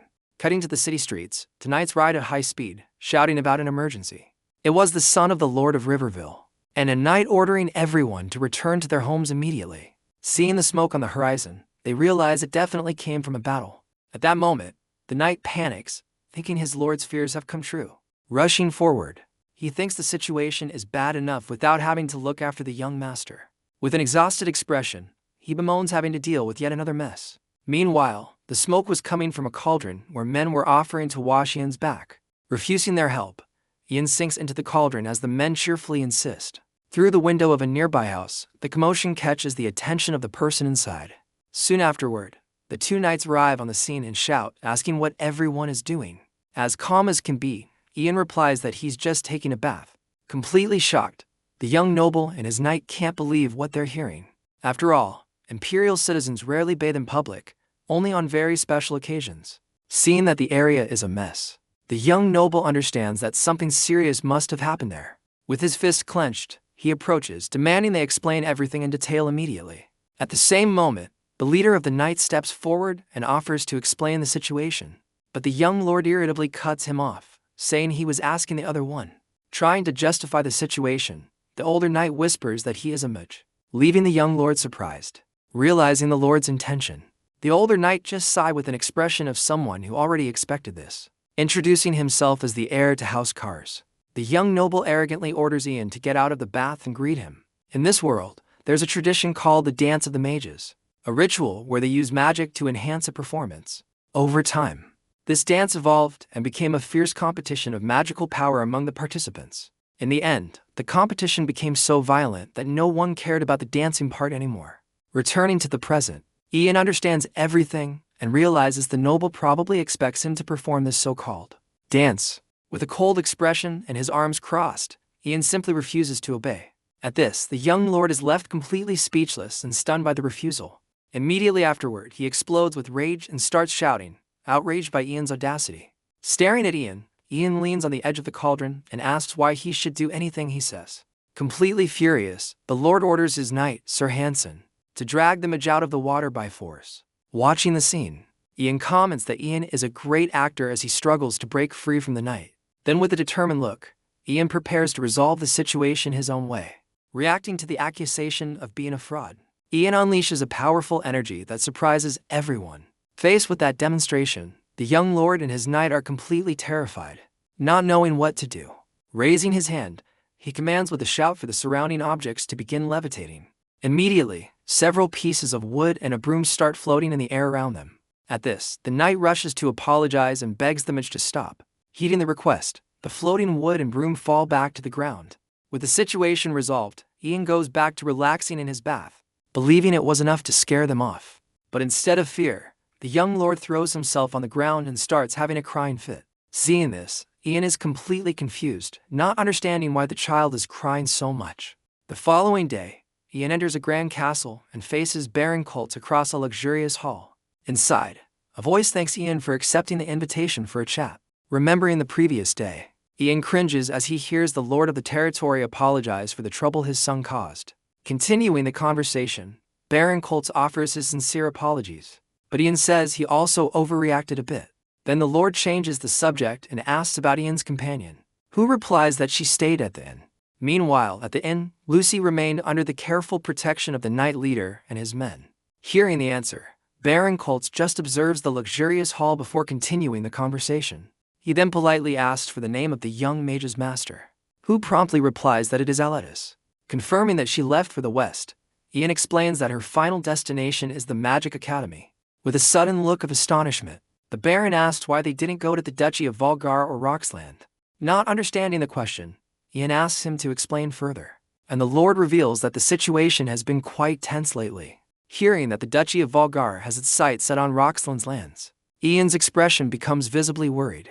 With this revelation, the imminent possibility of a war between the two great duchies hangs in the air. Changing the subject, the Lord asks with a cunning look if Ian's destination is also to the south, but the mage denies it, explaining that he's heading east in search of the world's great mystery. Understanding the situation, the Baron says that in that case, he has a gift for Ian on his journey. The news that the Duchy of Volgar plans to attack Roxland continues to echo in Ian's mind. At that moment, a richly detailed wooden chest is placed on the table, sparking the mage's curiosity. With a friendly smile, the noble encourages him to open the gift and see what's inside. Still a bit suspicious, Ian approaches and begins to lift the heavy lid of the chest. Looking at the contents, his eyes widen in complete and total surprise at what he sees. Inside the chest, he finds a wooden staff that belonged to an ancient airmancer. Ian left the castle carrying a new staff, only to hear a trapped crow calling directly into his mind. Holding the new staff, he feels the weight of the wood in his hands for the first time. With the staff in hand, the Lord comments that the gift suits him perfectly. Analyzing the item, Ian thinks it looks like a normal staff despite its history. Despite its simplicity, he smiles, pleased to have received such an unexpected gift. Thanking him profusely, he accepts the gift as an apology for the rudeness of the Baron's son. Leaving the castle behind, Ian promises that he will take very good care of his new equipment. On the way back, he hears Lucy's voice desperately shouting his name. Turning around, startled, he asks what happened to make her so upset. Running towards him, she grabs his arm and says that something terrible has happened. Not understanding a thing, he looks down at her hand, gripping his arm tightly. Then she begs for his help as the image of a crow trapped in a cage appears. Seeing a crow in a cage, Ian looks confused by the situation while Lucy smiles beside him. Then the knight leader explains that some hunters caught the bird and were planning to eat it. Full of excitement, Lucy points to the bird and tries to forge a mystical connection with Ian. An awkward silence then hangs in the air as they watch the quiet crow. Turning to him with sparkling eyes, she insists they're meeting his destiny. Ignoring the drama, Ian turns to the hunters and tells them to go ahead and eat it. Walking towards them, he tells Lucy to stop talking nonsense because he's the mage here. With a smile on his face, the hunter thanks him for the confirmation and gets ready to take the bird. In that same instant, a voice echoes in Ian's head, begging for its human master to save it. Running towards the hunter, he yells for them to wait a moment before doing anything. Placing the crow on the table, Ian asks what kind of creature it is, but the bird only asks for help. Insisting on the question, he tries to understand what this creature is while it begs to be saved. With a focused gaze, he realizes the bird doesn't seem to understand what he's asking. Trying to communicate, he asks the crow to be quiet for a second so he can help it. But the bird's panic continues, leaving Ian visibly irritated by the lack of cooperation. Yelling at the crow, Ian orders it to shut up since he already promised to help. Finally, the bird stops screaming and stares at him with its intense red eyes. With a slight smile, Ian realizes that although it doesn't understand his words, the crow can read the situation. Confused by the scene, the hunter asks if the mage was really talking to the bird. Celebrating, Lucy says she knew there was something special about that crow and asks to keep it. Seeing her excitement, the knight leader comments that the young lady also has the gift of seeing the mystical. While the conversation flows freely, Ian focuses on bandaging the crow's injured wing. With the bandage done, he sits at the table with Lucy and the now recovered bird. Lucy then asks what he plans to do now that the crow is in his care. Reflecting for a moment, Ian thinks that if he returns it, the hunters will simply eat it. Suddenly, the crow climbs onto his arm and spreads its wings, trying to get his attention. The bird starts rubbing against him and begging not to be abandoned with those people. Despite feeling bothered by the insistence, he understands the small animal's desperation. With a sigh, he lets the crow climb onto his shoulder, accepting the new companion. Confirming to Lucy, he says he'll take the crow with them, at least for now. With her eyes sparkling with excitement, Lucy says they now need to name the crow. Suggesting obsidian, she comments that its eyes are beautiful like the stone, making Ian feel awkward. With the new name, Ian pets the bird's head and says that from now on, his name will be Oberon. Immediately, Oberon puffs out his chest and squawks for them to bring offerings and bow in his favor. As they talk, Lucy suggests they travel with a group of knights for more safety. With a worried expression, she argues it would be much safer than the two of them traveling alone. Thinking about the knights, Ian agrees that with them around, no bandits would dare approach. One problem remains, because Ian does not know whether the knights share their destination. After all, they don't know if the group's destination is the same as theirs. Just then, the knight leader approaches and asks what's weighing on his mind. Sitting with them, he says that traveling alone with a young woman is dangerous, even for a mage. Then he leans forward and proposes they make a deal that benefits everyone. With a confident smile, he explains that his group is on their way to Count China's mansion to hunt a monster. Hearing the word monster, Ian becomes visibly tense and curious about what's to come. Without giving more details, the knight just looks at the window before continuing his proposal. With a serious look, he asks directly if Ian has ever heard of a creature called a manicore. As he speaks, an image of a furious manicore flashes across the scene. A notorious beast, this creature is known to live only for the kill. Confirming he's heard of it, Ian immediately asks if he wants help capturing it, but the knight denies this, assuring him he has no intention of putting him in danger. With a sly look, he adds that, of course, he wouldn't stop him if he offered. Hearing the veiled proposal, Ian falls silent for a moment to think. Resting his hand on the table, he prepares to end the conversation for good. Then he simply says he's out, causing the knight leader to ask him to wait. Clarifying the situation, he assures Ian he's not asking for help with the hunt, which piques Ian's curiosity. He begins to explain that his order was founded by a command from the celestial god. Continuing his story, he reveals that when they announced the mission to capture the manicore, something happened. With a tired expression, he explains that the local priest forced a mage to join them. Because of this, he believes the other mage is offended and asks Ian to appease the situation. Analyzing the proposal, Ian understands that a request from another mage would carry more weight than one from a knight. Considering the proposal, he concludes that it's worth calming down an angry mage in exchange for the group's protection. With the deal sealed, Ian looks up at the inn ceiling for a moment before confirming. Then with Oberon on his shoulder, he announces with conviction that he will go with them on their journey. Later, the group travels beneath a clear sky, and the journey with the knights feels unexpectedly comfortable. During the trip, they discover that the members of the Knights of Santiago are all decent people. Walking with his new staff, Ian reflects that the journey alongside them was completely stress-free. But if he had to point out a single complaint, it would be about the knights around the campfire. While he was eating a skewer, one of the knights would enthusiastically call him over to talk. With a gleam in his eyes, the man would insistently invite him to study the Holy Scriptures. Other knights would also join the invitation, all very excited to learn together. Refusing the offer, he would continue eating next to Lucy, leaving the knights indignant. With an expression of pure annoyance, he realized they were pushing religious recruitment on him. Then the group's leader approaches and comments that it's a shame Ian doesn't want to join.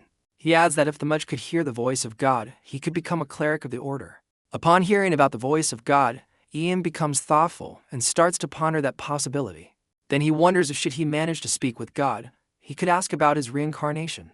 Reading the scriptures by the campfire, one of the knights named Dictory remains focused. Driven by curiosity, Ian approaches and asks if he can still join the studies. Sitting next to him, the two begin to read the holy book together by the firelight.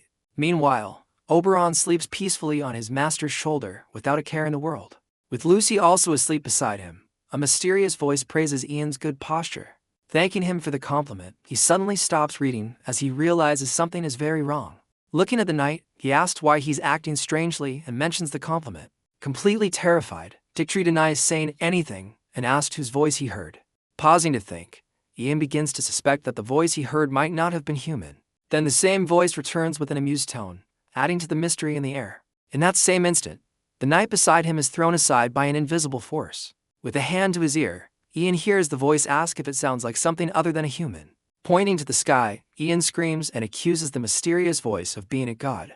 The divine entity's vague response only adds to the mage's confusion and frustration. The voice beyond the fire knew why Ian had reincarnated, yet it treated his desperate questions like entertainment. In total desperation, he asks why he was reincarnated in this world and what the status window is.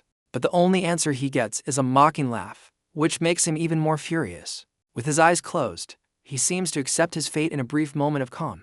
Then a deep silence falls over the forest as the divine presence vanishes. When he turns around, he realizes that all the knights, including Dictory, have also disappeared. Completely alone by the campfire, he wonders if everyone simply left. Then a vein pops on his forehead as he realizes he's been completely ignored and abandoned. grabbing Tree, who reappears out of nowhere. He screams for the god to come back and answer his questions. The rest of the group returns and tries to calm him down, not understanding what's happening to the mage. After that outburst, he decides to dive headfirst into studying the sacred scriptures. With fire in his eyes, he devours the book, hoping to speak with that god again. As a result of his efforts, a new skill appears in his status window. With the new skill, the status window congratulates him on his success. Pointing at the screen, Ian reads that a punishment was delivered swiftly and becomes confused. The status window then instructs him to become more interested in the god by studying and understanding more. The message continues saying that the more interest he shows, the happier the ruler of the world will become.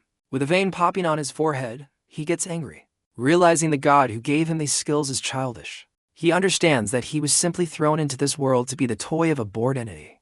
Completely frustrated, he realizes he's not a high enough level for a direct conversation yet. So, he decides he has no choice but to keep playing the game. Standing up, he decides he needs to find more followers and collect more points to level up. Looking at the starry sky, he reaffirms to himself that he must master the divine arts. A few days later, the tranquility of their journey is shattered by a surprise attack. During the confrontation, the knights fight bravely against a group of skilled assassins. Even the knights' leader joins the battle, facing one of the enemies head-on. In the midst of the chaos, one of the assassins falls defeated to the ground right at someone's feet. Worried, the knight leader approaches and asks if the mage is okay after the attack. With a smile, Ian and Lucy strike a pose for an imaginary photo, confirming that everything is fine. He adds that the knights defeated all the enemies before he could even do anything. Assuring him he's fine, Ian asks if the knight leader was hurt as well. With a confident smile, the man replies that he may be old, but he wouldn't lose to those worms. Praising his strength, Ian mentions he heard the leader used to be a mercenary. With pride, the knight confirms this, saying he was quite famous in his youth. He explains that he uses the alias Elder because many idiots try to challenge him when they hear his real name. Hearing this, Ian realizes the knight's name must be famous enough to intimidate people. Raising his sword, the leader announces to his men that they have successfully defeated the bandits. In response, the other knights celebrate the victory with a lively battle cry. At that moment, one of the knights approaches and informs them that the path splits up ahead. He points out that the path to the east leads to the Count's castle, where they need to go. Meanwhile, the path to the west leads directly to the forest where the Monty Core usually appears. Turning to Ian, the leader says that the forest is also where the other mage is living. With a smile, he pats Ian on the head and urges them to get moving. Interrupting him, Ian asks them to wait a moment while he thinks of a plan. He decides that he and Lucy will find the other mage first, and only then will they head to the castle.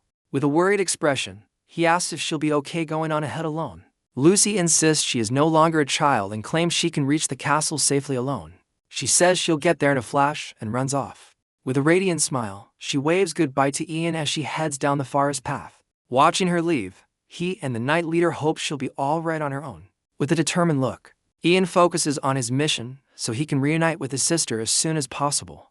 Turning to the knight, he reassures him that he'll go after her soon and focuses on the task at hand.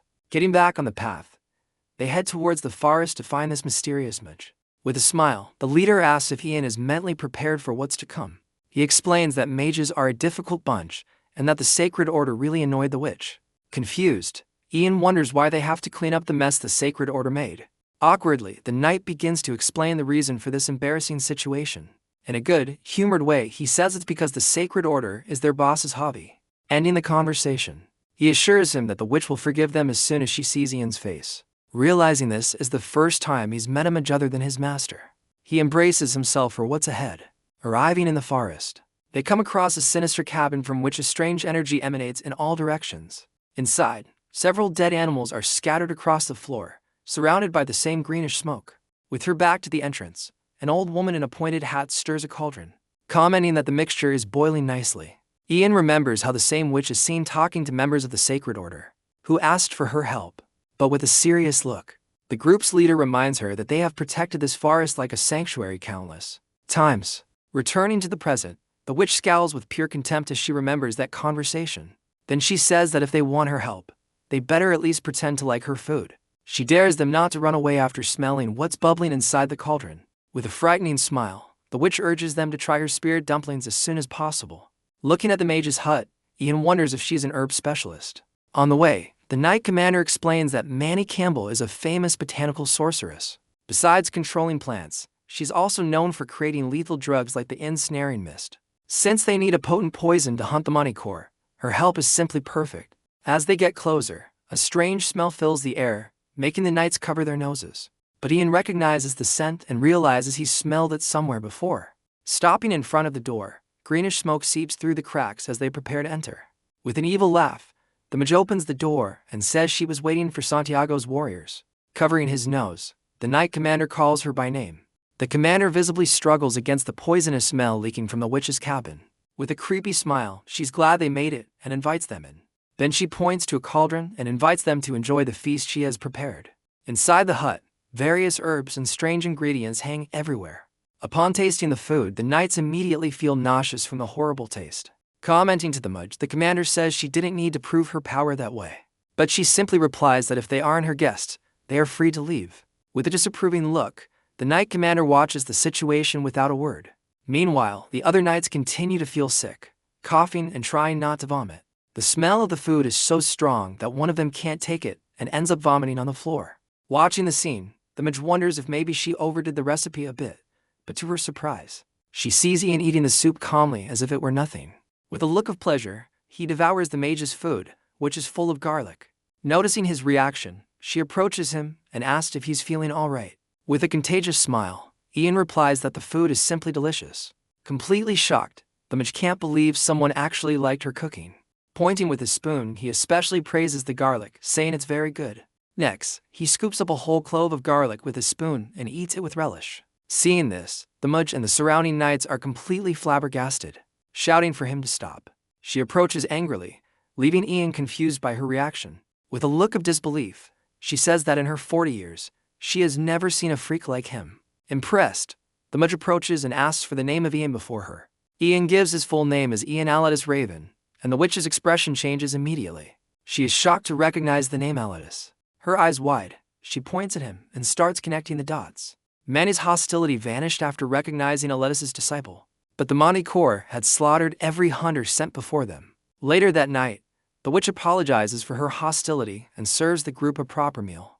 As compensation, she serves a delicious feast for everyone present. Still surprised, Ian eats the new food and thinks the chicken stew from before was good. Sitting at the table, the mage asks if they're really going to hunt a Manticore. With a serious expression, she warns them the task won't be easy at all. She explains that Count China hired hunters to capture the beast, but they were all slaughtered. Assuring her he's prepared, the knight commander asks if she has ever killed a Manticore before. With an air of superiority, he replies that he's killed a few in his youth. Turning to Ian, the mage asks what he plans to do to help with the hunt. She continues, saying that if Alidus trained him, he must already be a full-fledged mage. With Oberon on his shoulder, Ian is encouraged to lend his expertise to the knights for the mission.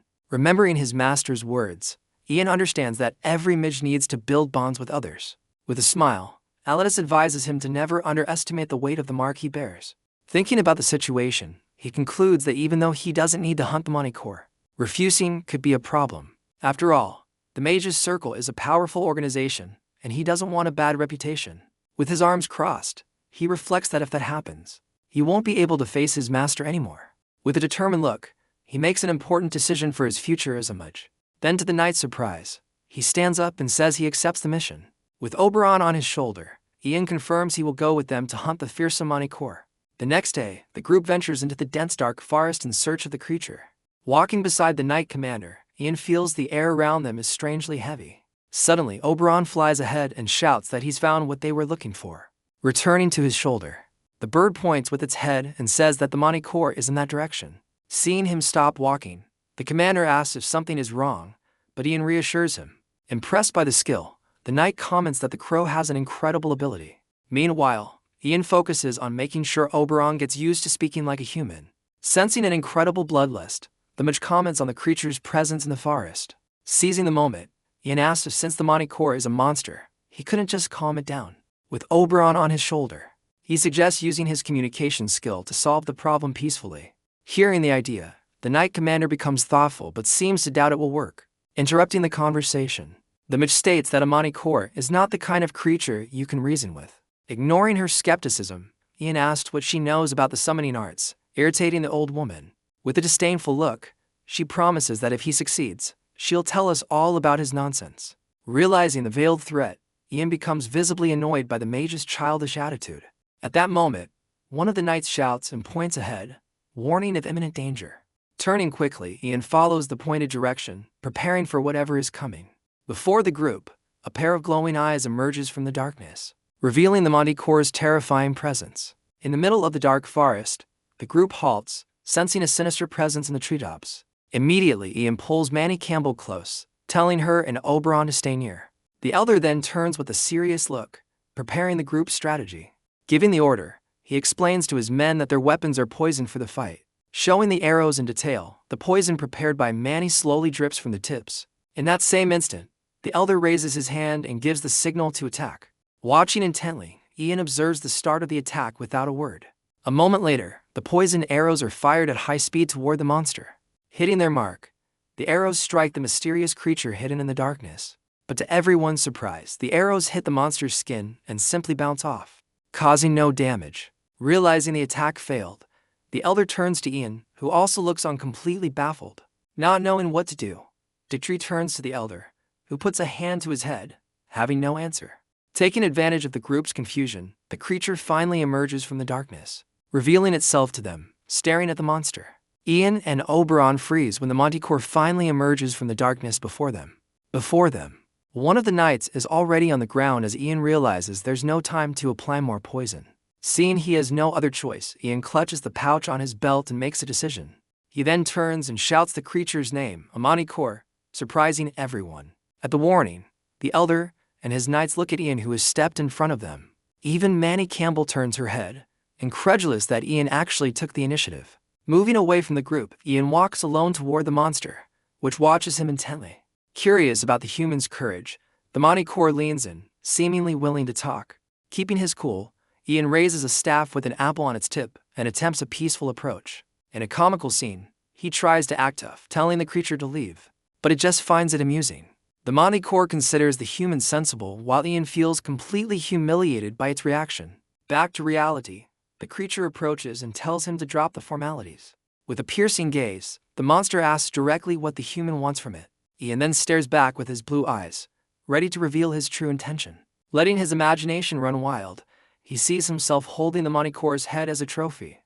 But instead of a furious roar, a loud laugh from the creature echoes throughout the forest. The Manticore seems to have liked his honesty, leaving Ian completely confused by its reaction. With a macabre smile, the Manticore proposes that Ian, the mage, join it in an alliance. Shocked by the proposal, Ian can hardly believe what he just heard. The monster then shows him a vision of itself devouring any enemy that crosses their path. Then another image shows Ian receiving all the glory and wealth he can handle. And finally, the creature offers to kill all the women for him after he's used them. Satisfied with its own proposal, the Manticore assumes a more humanoid form and licks its lips. Back in the clearing, Ian remains silent for a moment before giving his answer. Taking a step forward, he spits in disgust on the ground right in front of the creature's paw. Right afterward, he raises his middle finger and curses the monster with all his might. Beside him, one of the knights is completely stunned by Ian's bold attitude. Facing the challenge, the Manticore's shadow grows over Ian, who braces himself for what's next. Without wasting a moment, the monster strikes from above with its spiked tail, aiming for the mage. Absolutely furious, the Manticore screams that the fight is going to be much more fun now. In the midst of the chaos, Ian shouts a word in another language as a hand grabs his shoulder. Seeing the situation, Manny Campbell reacts and yells a command to her staff. Obeying the command, Monty's staff slams into the ground, creating a wave of energy. Immediately afterward, a seed on the ground sprouts and grows at an absurd speed. In a matter of seconds, the plant becomes a giant vine creature that holds the Manticore in place. Seeing the scale of the spell, the elder's eyes go wide, unable to believe the old woman's power. Before them, the giant carnivorous plant completely dominates the clearing, leaving everyone in shock. At this, the elder turns furiously to Manny and asks what the hell she just did. But she replies with perfect calm that she's devouring the Manticore along with the knights, who were nearby. Annoyed by their concern, she yells that the knights are grown men and the focus should be on killing the monster. Hearing her cold reply, the elder is left speechless, paralyzed by the sorceress's indifference. Then Ian takes a step back, preparing to jump into action and resolve the situation. Without a second thought, he runs toward the giant plant while the others scream for him to wait. Right behind him, the elder also runs, trying to catch up to Ian and asking if everyone is okay. Looking at his master, Ian is worried, but keeps moving toward the danger. After the rush, the silhouettes of the group gather safely, but the tension still hangs in the air. But suddenly, Ian's expression changes to pure panic as he realizes something terrible. Lying on the ground, the knight Dictree is in agony with fatal wounds all over his body. In his arms, the elder comforts him as he apologizes for letting the Manicore escape. Watching the scene, Ian wears an expression of deep sadness and helplessness. Dictree's life is fading, and Ian is about to ask a goddess for a miracle she has never granted him. At that, he remembers the happy moments he spent with Dictree, never imagining death would come so quickly. Remembering when they studied together, Ian recalls the friendship he built with the knight. In that moment, the harsh reality of this world finally begins to sink in. After all, this is a place where monsters and wars are a part of everyone's daily life. He realized that death, once only seen in stories, was now right in front of him, and this fantasy had become a real and terrifying nightmare before his very eyes. So Ian walks slowly toward the group gathered around Dictree's body. Getting closer, he kneels beside the knight and calls his name. With a mysterious smile, he asks if Dictree remembers what he taught him about believing with all his heart. For if faith is true, the heavens will surely hear your prayers. With tears in his eyes, Dictree smiles and agrees with the young mage's words. Proposing a joint prayer, Ian begins to emit a strong energy that envelops the entire group. With a fixed gaze, he asks the heavens if they are watching what is happening down below, reminding them that their biggest fan is dying. He begs them to do something to save him. At that moment, a mysterious voice answers his call, leaving Ian completely surprised. Then the voice asks if this is what he desires, suggesting they try something together. Right afterward, an explosion of energy engulfs the entire forest, blinding everyone for an instant. As the light dissipates, the elder and the knights stare at Ian, not understanding what happened. Continuing the spell, he focuses all the energy directly into the wounded knight's hands. But as he looks at his own hands, he's astonished by the power he just used.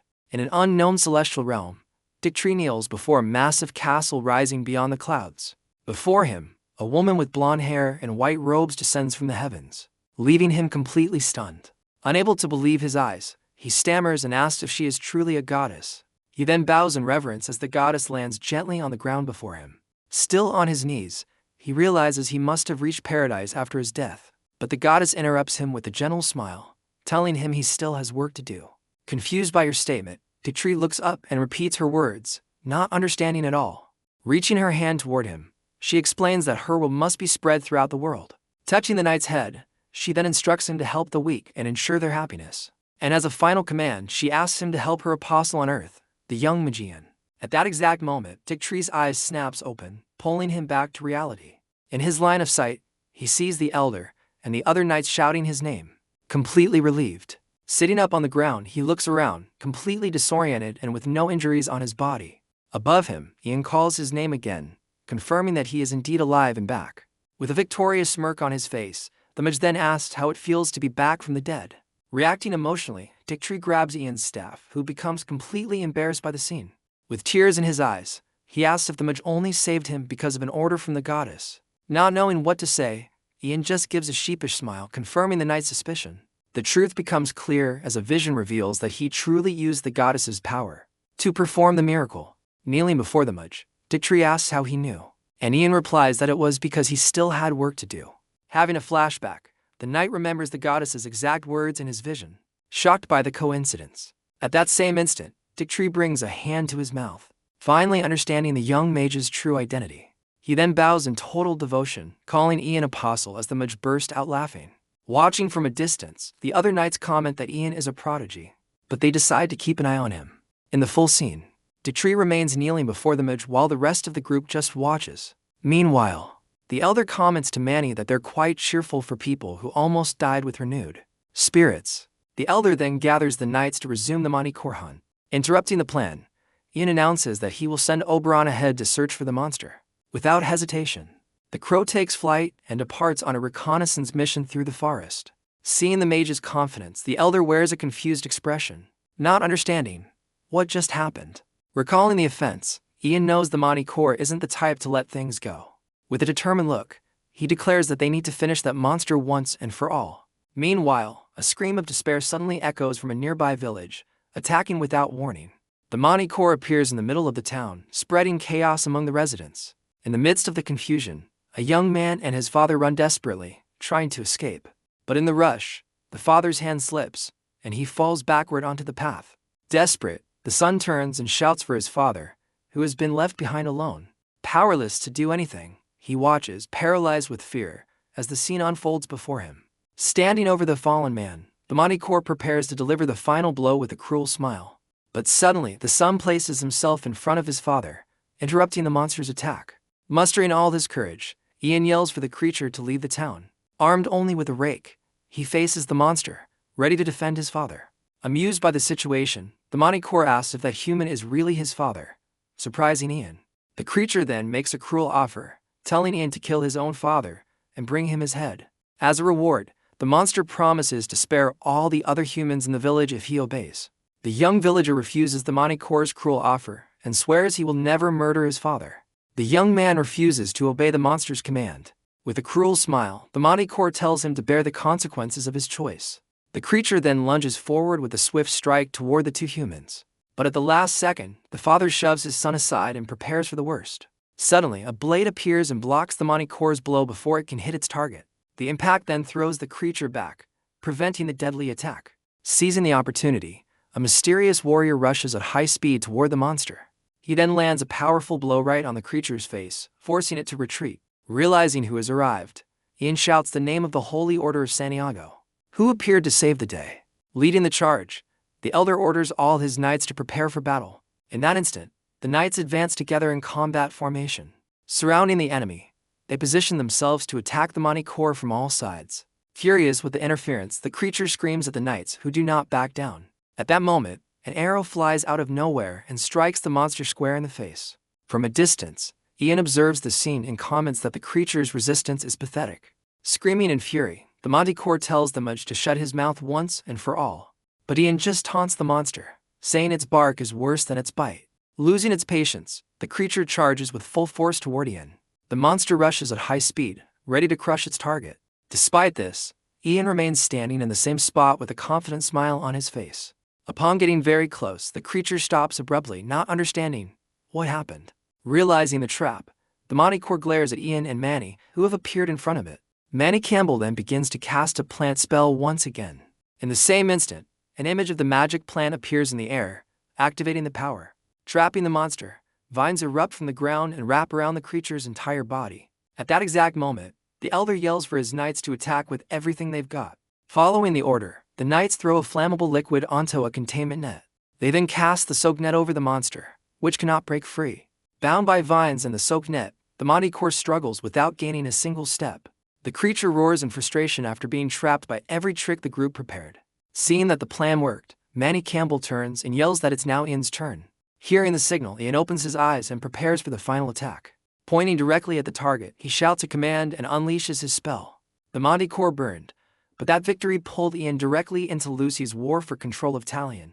A column of fire then erupts from the ground and hits the Manticore head-on. As it diminishes in intensity, the fire consumes the creature completely with one last scream. With the attack finished, Ian silently observes the result, waiting for the smoke to clear. With the battle over, the village finally returns to a day of peace and quiet.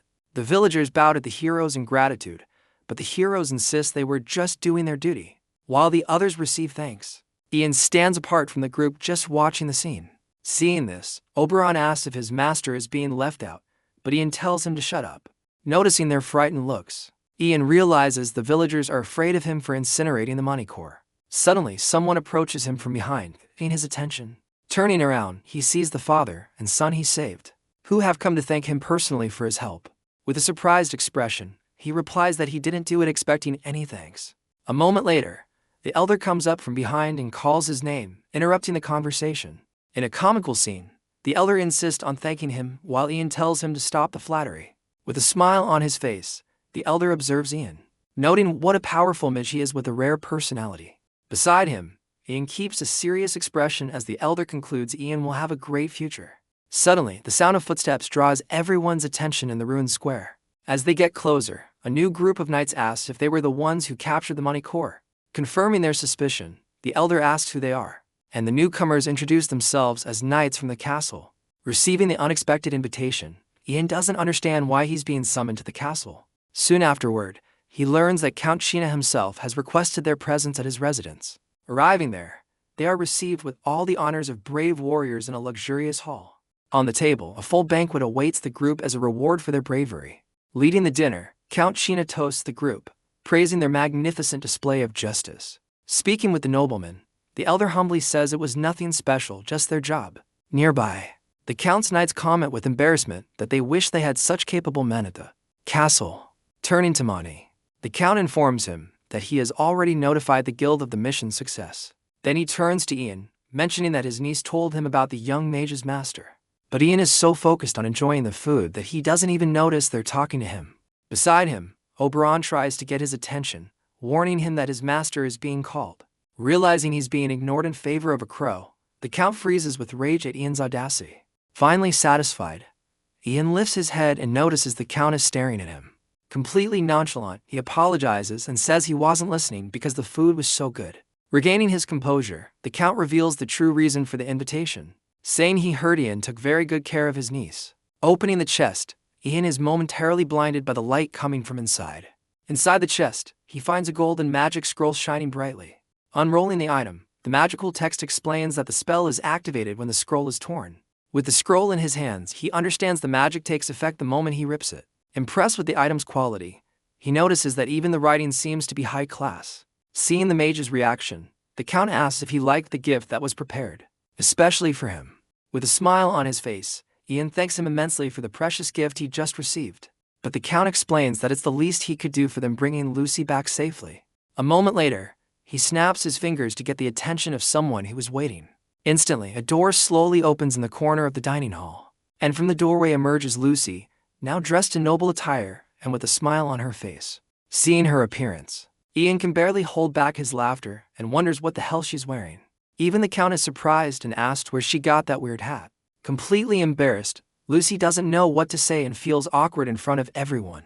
Turning to the mage, she finally greets him and asks if he's been well. Still a bit awkward, Ian returns her greeting, confirming it's been a while since they've seen each other. At the table, the elder teases the mage, asking if the girl is his girlfriend. But Ian immediately denies it. After the meal, the Count calls Ian over for a talk and says he has a proposal for him.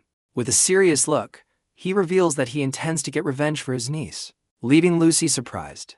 He then asks for Ian's help on the journey, wanting to borrow the mage's strength for his mission. Processing this information, Ian understands that the scroll was an advance payment for his help. Recalling the battle, he thinks he just needs to provide magical support just like he did against the Manticore. Imagining the future, he pictures himself sitting on a golden throne with rewards coming from both the Count and Lucy. His decision made, he faces the Count and Lucy, who are anxiously awaiting his answer. Declaring his allegiance, he accepts the proposal and says he will accompany them on their journey. 3 days later, the group prepares to leave the castle, but the Count is not present. Outside, Lucy asks them to visit the Talion fiefdom again someday to be welcomed as they deserve.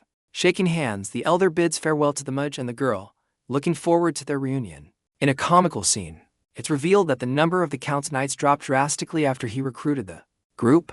Thanking him for everything, the elder says goodbye to Ian, who responds in kind. Making an invitation, the elder suggests that Ian visit Triniaro Island someday. With a smile, he explains that the island is in the Coral Sea and that he should just look for Salvador. Surprised by the name, Ian asks if that's his real name, and the elder agrees. With a solemn air, he formally introduces himself as Salvador of House Orcus. Hearing the name, Lucy's eyes widen as she realizes who they've been traveling with. She immediately recognizes him as Salvador, the White Wolf, a legendary figure. Seeing that Ian doesn't understand, Lucy is surprised he's never heard of the White Wolf. She then explains that the White Wolf's mercenaries served the former emperor directly. So impressed by his deeds, the emperor granted him the title and privilege of swordmaster. Shocked by the revelation, Lucy points at the warrior, unable to believe she's been alongside a legend. With a modest smile, Salvador confirms his identity, revealing himself to be a true swordmaster. Shrugging, Ian replies that he's not interested in that at all. While Lucy freaks out over the revelation, Salvador is confused by the mage's reaction. Laughing at the situation, Salvador comments that this is so typical of him, leaving Ian even more confused. Remembering the challenges he receives, he knows that many consider him just a legend of the past. With a smile on his face, he just says it's no big deal, trying to end the conversation. Soon afterward, he and Monty say their goodbyes, mentioning their leaving and to send their regards to Alitus. With exaggerated drama, Dicktree grabs Ian's staff, who is losing patience with the farewell. Stepping aside, Salvador calls Ian for one last talk before he leaves. Shaking hands to seal a pact of mutual respect and friendship. With a smile, Ian says that as soon as things calm down, he's heading to the ruins of Trifo. Smiling back, Salvador says they'll definitely meet again in the future. After the farewell, a new day begins, marking the start of a new journey. Later, a noble banner moves above the castle courtyard while the Count gathers his army. Before an army of knights, the Count, now in full armor, prepares for the expedition. With a determined look, he hears his niece call out to him, ready to lead her revenge. With tears in her eyes, Lucy begs her uncle to punish her mother's killer. Hearing her plea, the Count remembers the culprit, a man named Graham. In his thoughts, he recalls how Graham killed his sister and tried to force a marriage with Lucy. And all this just to use his niece as a shield and marry her off to one of his vassals. With a look of pure rage, the Count swears he'll have a serious talk with Lucy when this is all over. Facing his troops, he raises his fist and promises to bring the hated avenger to justice. Raising his arms, he yells for everyone to follow him into the coming battle. Later, the army prepares for war inside a military camp lit by scattered fires. Around a campfire, a giant pot boils with a very strange content. Seeing this, Lucy and the knights ask Ian what the hell he's doing. Curious, she asks if they're going to eat the spoons, thinking it's some kind of weird soup. While soldiers laughed at Ian's strange habits, Graham prepared an army capable of crushing them. Annoyed by their ignorance, Ian explains he's just sterilizing the spoons. Confused by the term, Lucy asks what sterilize means, having never heard the word before. Turning to her, Ian replies that it's a kind of mystery she wouldn't understand. Hearing the word, the two knights look at each other, confused, repeating that it's a mystery. Sitting by the fire, Ian continues his work while Lucy watches him in silence. Suddenly, the same knights approach with 2 pieces of meat and ask him to boil it for them too. Losing his patience, Ian explodes and yells that he already told them it's not a soup. The scene pulls back to show the camp at night with soldiers resting around the campfires. After finishing their meal, Lucy calls Ian over to talk, saying she was thinking about something. She then says she was thinking about his reward, remembering when he helped her in the past. Explaining the situation, she says she was going to give him gold, but he already got a lot from her uncle. So, after thinking hard about what would make him happy, she finally found the perfect gift. Showing him the reward, she reveals the magic sword, Anarasil, a gift from a fairy to the first Baron of Talion. Recounting the legend, she says the Baron fell in love with the fairy and became the savior of the fairy kingdom. Holding the mage's hands, she finishes the story, leaving Ian completely flustered by the scene. In a comical moment, Ian asks why her family are still just barons if they have such a powerful sword. Annoyed by the question, Lucy replies that the story is over for 100 years old. With a smirk on his face, Ian asks what else there is to tell, making her even more nervous. Continuing the story, she reveals that the sword Anarasil is buried in the first baron's tomb. Upon hearing the news, Ian is completely shocked while Lucy bursts out laughing. Then she explains that to get the sword, they'll have to dig up her ancestor's tomb. Processing this, Ian can't believe the descendant is just going to dig up a tomb and give away the treasure. Joking about the situation, he asks if she treats her ancestor's tomb like a time capsule. Soon afterward, he suggests she should use such a valuable sword to help her own family, saying it would be better than being used by people who only care about her title. Ian leaves her speechless. Regaining her composure, she says she hasn't reclaimed anything yet, but now she has a chance to fight. With clenched fist, she states that he deserves something as valuable as the help he gave. Suddenly standing up, she yells that this is why she's giving him her family's heirloom. Angry, she calls him an idiot and runs off, leaving the mage behind, calling her name. Putting a hand to his head, he realizes he might have been a little too harsh. At that moment, one of the knights approaches from behind and calls the mage over for a talk. Coming closer, the knight informs him that the Count has a new request for him. Later, beneath the full moon, 3 corrupt knights threaten a farmer armed with nothing but a rake. Armed with a rake, a man yells at 3 knights in the middle of the night, telling the thieves to go away, but the knights just mock the man, demanding 3 chickens to leave him alone. Taunting the man, one of the knights pokes him, saying he can't fight on an empty stomach. Suddenly, the 3 of them look up with pure panic on their faces. Pointing to the top of a tree, one of them recognizes the mage's crow, which watches them in silence. Right after the crow starts to caw, announcing that its master has arrived. Seeing the crow talk, the knights are completely paralyzed, not understanding a thing. Just then, a figure approaches from behind them, and they slowly turn around. Coming face to face with the mage, the knights wear expressions of absolute terror. Then with a furious glare, Ian appears and asks what the hell they think they're doing. Later, Ian enters the Count's tent, where the candles illuminate the nobleman's worried expression. Sitting across from the mage, the Count says he has a favor to ask. He clears his throat, seeming to hesitate before speaking, which makes Ian curious about the request. Then he reveals that he wants Ian to stop the mercenaries from looting the city. Surprised by the request, Ian asks if the knights wouldn't be better suited for the task. Explaining the situation, the Count says the knights are all comrades and cover up each other's crimes, and it's all to maintain their image as model soldiers in front of their superiors. Meanwhile, Lucy and the Count appear in a flashback where he allowed what happened with the bandits. With a serious look, Ian listens to the Count's plea for his help. Upon accepting, Ian releases a dark aura, while Oberon lets out a terrifying screech. Before the knights, Oberon's shadow transforms into a giant monster, terrorizing the three of them. Moments later, Ian appears and accuses them of breaking into houses like stray cats. Threatening the knights, he says he'll finish them off to make an example for the others. After the scolding, the mercenaries are seen being disciplined by the mage the next morning. With the problem solved, Ian and Oberon take the mercenaries far away from the camp, afraid the rest of the mercenaries stay hidden, knowing they're dead if they leave. Upon hearing the news, the Count and Lucy are very happy with the results of the discipline. But suddenly, one of the knights enters the tent with a worried expression. Rushing to them, he warns that they have a very serious problem on their hands. Hearing the news, Ian and the rest of the group realize an unexpected problem has come up. With a serious look, the knight explains that their army is no threat to the enemy. Confused, Ian asks how that's possible since they have a force of over 100 men. The knight then replies that the army has become completely harmless, leaving Ian baffled. Explaining the strategy, he says that if the army had looted the territory, the people would have begged them to stop. Since Graham is the one who holds the title of Talion, he would have had popular support to expel the mercenaries. But since the army has been marching peacefully, Graham has been seen as an oppressive tyrant. This has given him enough time to gather his forces and prepare for war. Also, since the Count's army can't act as they please, the troops' morale has plummeted. Realizing the situation, Ian understands that things have taken a strange and unexpected turn. Facing the Count, the knight asks if he will finally authorize the looting of the territory.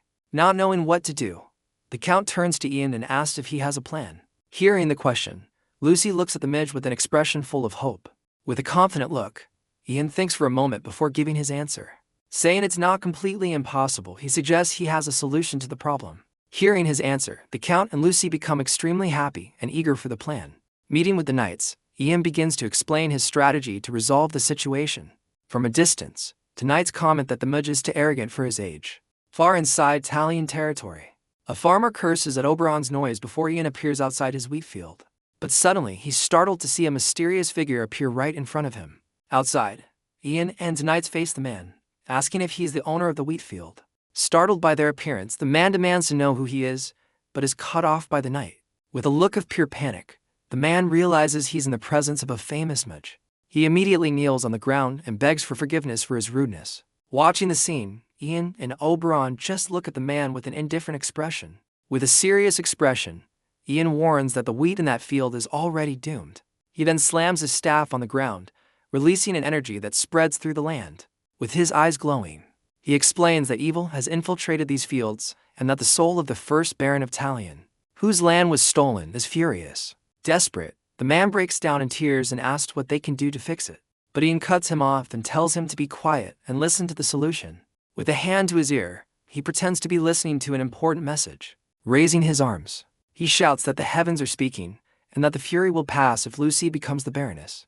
Pointing into the distance, he says he feels a sinister energy and runs off with the knights. The farmer remains kneeling, paralyzed by Ian's performance and the threat hanging over Talion. He becomes convinced that Graham's usurpation has placed the entire territory under a supernatural curse. A while later, the rumors Ian spread start to take effect among the people. Fearing the imminent disaster, the residents ask for Lucy to take the throne of Talion. In the streets, posters with Graham's name are vandalized with rotten tomatoes. Thanks to this, the Count's army's morale rises, and they march with more confidence. With the people's support, the group advances towards Graham's location, ready for battle. Back at the army camp, a new crisis erupts before the march can continue. The knights rejected Ian's strategy, and their pride was about to send the entire army into disaster. Ian demands an explanation from the knight opposing the strategy. The knight accuses Ian of spreading curses and corrupting the army's honor. The Count listens with one hand pressed against his forehead. According to the offended knights, Ian's deception will stain their reputations permanently. Annoyed by the accusation, Ian explains that the curse is a lie he made up himself. But the knights accuse him of trying to deceive them, saying a mage's word can't be trusted. Realizing the situation, Ian understands they've decided to label everything he says as a lie. With his hand on his face, he grows frustrated with the knights' lack of logic. Despite everything, the knights stand firm, saying they are the main stars of the war. Watching the count, Ian notices the disappointed look on his face. After all, he knows he can't fight a war without his knights by his side. Thinking about the situation, Ian wonders if there's still a reason for him to stay. Turning to the count, he tells the nobleman not to worry about the situation. Then he stands up and says he's leaving since his presence is so unpleasant. Hearing his decision, the knights are surprised, not expecting this reaction. As he leaves, Ian warns them not to expect any help from him, no matter what happens. Outside the camp, Lucy runs after Ian and asks him to wait. Ian turns toward Lucy and waits silently for her explanation. She struggles to find the right words while he studies her worried expression. With a worried expression, she apologizes for the knight's rudeness toward him. Then she says her uncle was so flustered he couldn't say anything at the time. Seeing her sincerity, Ian feels a little better about the whole situation. With a smile, he says it's okay and that he's not really angry. Joking about the situation, he says it's not a crime to leave the battlefield. But Lucy warns him that he'll lose the chance to gain any merit in the war. With a confident smile, Ian steps closer to her, ready to give his answer. Placing a hand on her head, he comforts her, leaving her speechless for a moment. Then he explains that merit doesn't matter as long as he gets the sword she promised. Hearing his answer, Lucy gets emotional and blushes, unsure how to react. Moved, she promises she'll make sure he receives the magic sword. Taking it a step further, she offers to marry him, but Ian immediately rejects the proposal. A few days later, the Count's army finally marches into battle, now without the mage. Watching from a distance, Graham and his army spot the Count's troops approaching. One of the soldiers reports that the enemy has about 400 men, but Graham isn't intimidated.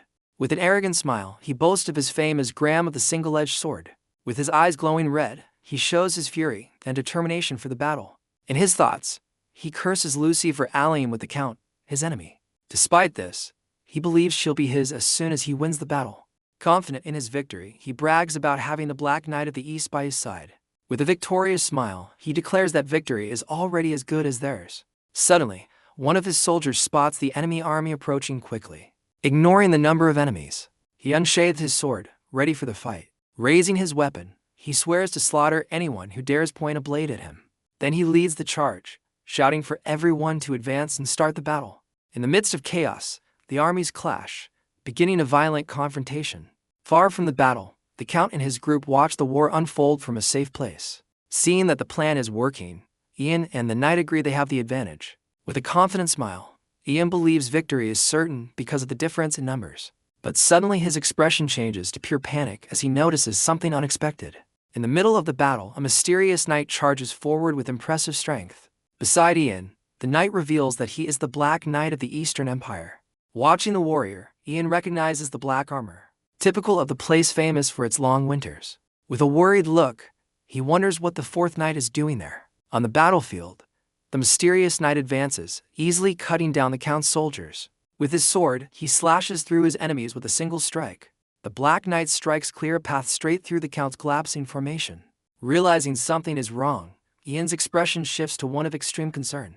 With incredible speed, the Black Knight charges forward, shattering the army's formation. Seeing the enemies advance, Ian understands they'll be in serious trouble if this continues. Worried, he asks the knight beside him, "What will happen if the central line is broken?" With a grim expression, the knight replies that they will be the next targets. Hearing this, the Count and Lucy are paralyzed with fear at the turn of events. Then Ian realizes the Black Knight won't chase the fleeing soldiers, but will come straight for the Count, shouting at his men. The Count calls them incompetent fools for failing to stop the enemy. The Count orders Sir Decade to confront the Black Knight and stop the breakthrough, to go to the front and take down the Black Knight. Hearing the order, Ian is completely shocked, unable to believe what he just heard. He wonders why, of all people, the Count had to choose Sir Decade. Recalling their interaction, he thinks that Decade was the only person. Decade was the only soldier in the camp who consistently treated Ian like a human being.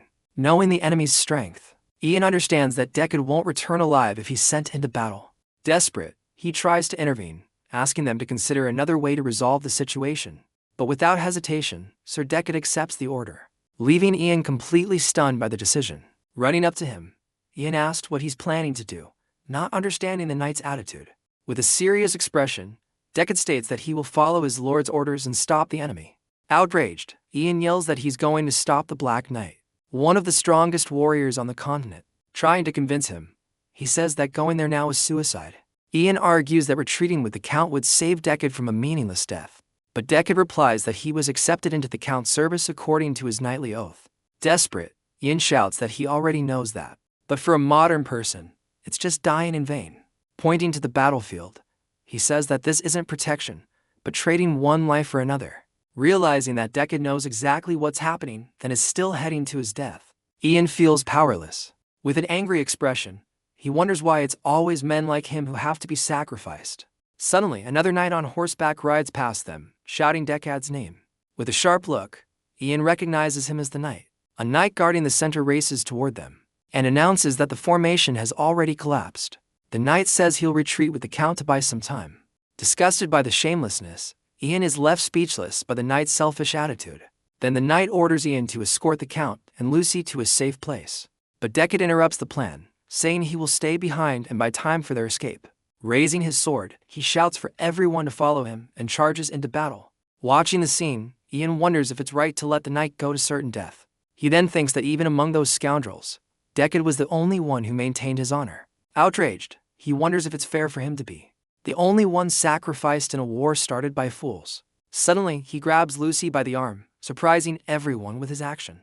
Ian drew the soldiers into the forest, unaware the Black Knight had already chosen him as the real target. Ian declares that everyone must retreat immediately, while he buys them enough time to escape. Ian prepares to leave, leaving Lucy behind as she shouts his name. Already on the horse, Ian yells for Lucy to get out of there with that cowardly knight. Hearing the order, she asks what he's going to do. Lucy grows worried about the decision Ian has made.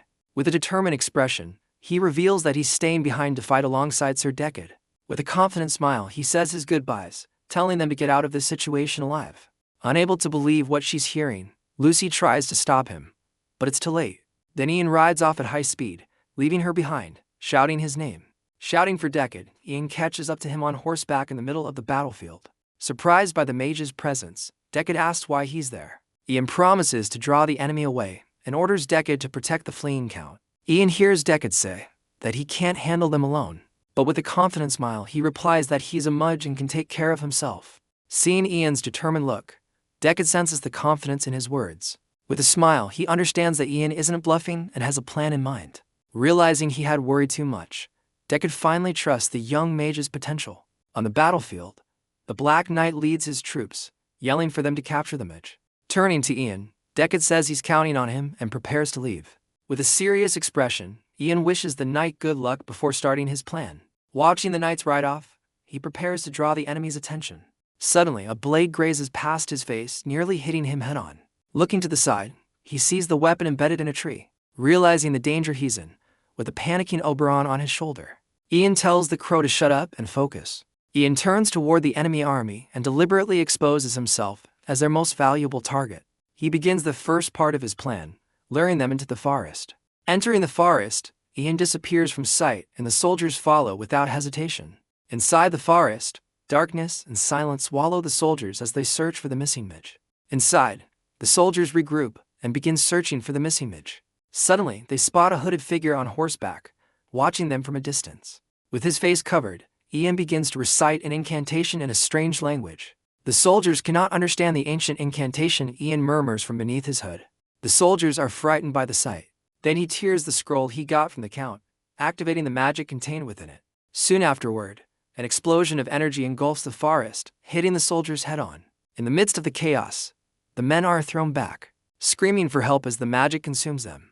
Passing by the fallen bodies, Ian continues on his way, leaving the destruction behind. With a sigh of relief, he comments that it cleared things up a bit. Worried, he wonders if Sir Decade managed to regroup. With the Count in time, excited to find out, he moves forward through the forest, unaware he's being watched. Hidden behind a tree, the Black Knight watches the mage, preparing his next move. Meanwhile, the Count and his group flee on horseback, trying to escape the battle. As the enemy troops spot the Count, they advance, and Decade realizes they've been caught. Without hesitation, one of the enemy knights orders them to fire, trying to stop their escape. In that instant, a volley of arrows flies toward the group, ready to strike them. With a swift impact, the arrows hit the horses, which fall to the ground. Soon afterward, Decade himself is hit by several arrows that pierce his armor. Lying on the ground, he watches his horse whinny in pain before collapsing beside him. With the group surrounded, Decade gets up, though wounded, ready to protect the others. With his back to the sun, he advances alone toward the enemy army. Then he strikes with his sword, taking down one of the soldiers with a powerful blow. But he's quickly surrounded from all sides with nowhere to escape. Taking a blow from behind, he groans in pain, but continues to fight with all his might. Fallen to the ground, he is surrounded by soldiers who attack him mercilessly. With the Count cornered, Lucy is paralyzed with fear, not knowing what to do. With a victorious smile, Graham approaches and tells the Count to surrender peacefully.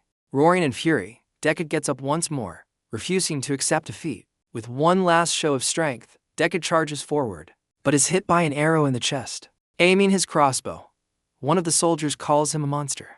Impressed by his resilience, then he fires and the arrow hits the Count right in the neck as he tried to flee with Lucy. In despair, the knights cry out for their lord as the Count falls from his horse. Running to him, Lucy supports him, calling his name amidst the chaos of battle. In her arms, she hugs him, crying over the loss of her uncle and protector.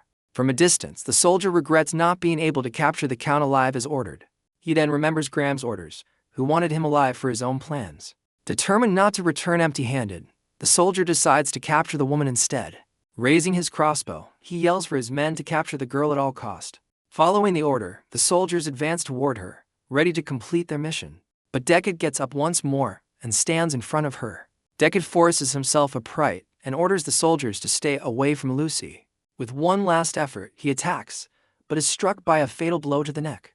Fallen on the ground, he watches the scene helplessly as Lucy stands paralyzed with fear. Surrounded by soldiers, she despairs, knowing she doesn't want to be handed over to Graham. With her eyes closed, she prays for help, calling out the mage's name. Suddenly, a darkness engulfs the area, surprising everyone. In the confusion, the soldiers can't see anything, unable to understand what's happening. Alone in the darkness, Lucy is frightened, not knowing what to do next. Then a hand grabs her by the wrist, pulling her away from danger. In that same moment, Ian appears and holds her, ready to get her out of there. Blushing, Lucy feels safe in the mage's arms. Mounted on a horse, the two flee at high speed through the dark forest. Still shaken by the situation, Ian tries to calm down and understand what happened. Beside him, Lucy also seems confused but relieved to have been saved. Coming to his senses, Ian asks her where the Count is, worried about his whereabouts. With a sad expression, she replies that he's gone, confirming her uncle's death. Shocked by the news, Ian falls silent, processing the loss they'd just suffered. Worried, he asks if she's hurt, and she thanks him for saving her. With a trembling voice, she asks what's happening and where Sir Decade is. With a serious expression, Ian says something went wrong, as Decade should have been heading her way. Hearing the knight's name, Lucy grows worried about what might have happened to him. Trying to calm her, Ian says he must be fine. Ian insists they must reach the river before the pursuing Black Knight closes the distance. With a determined expression, he explains that the water can become their only escape route, that they need to lose the Black Knights who are after them.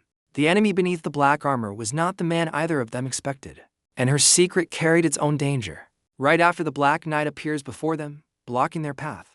Without hesitation, Ian rides his horse into the river, trying to shake off the enemy. On the opposite bank, the Black Knight watches them, cutting off any escape. With a determined look, Ian knows that if he's caught here, it's all over. Getting straight to the point, the Black Knight orders him to hand over Talion. Beside Lucy, Ian prepares to confront the enemy, showing no fear.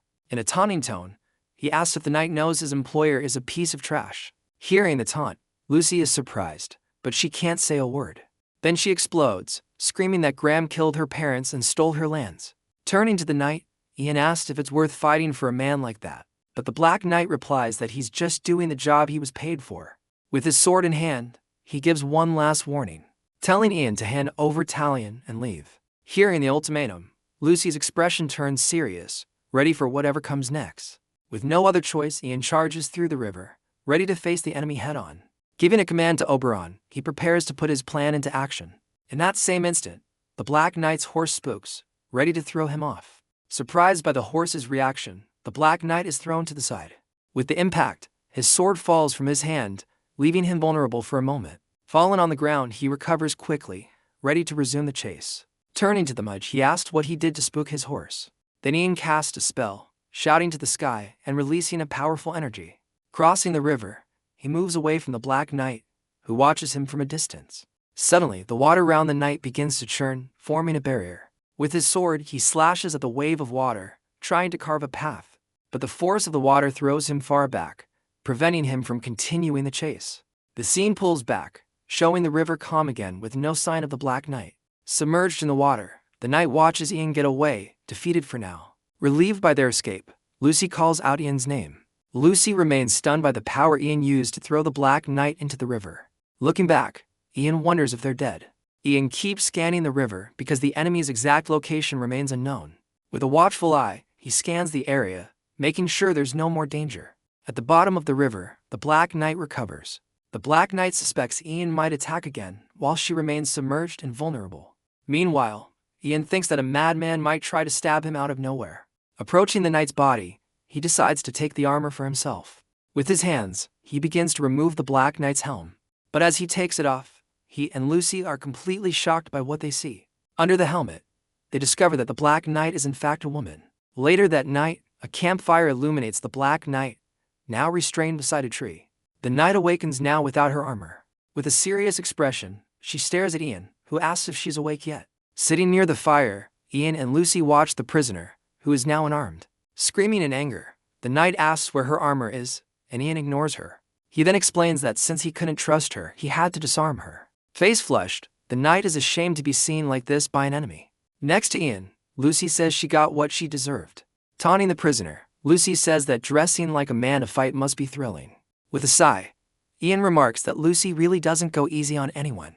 Thinking about the situation, Ian comments that in this world, cross-dressing is strictly forbidden.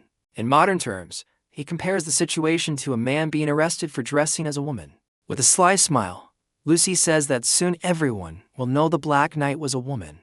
Desperate, the knight begs them to protect her honor by keeping her secret.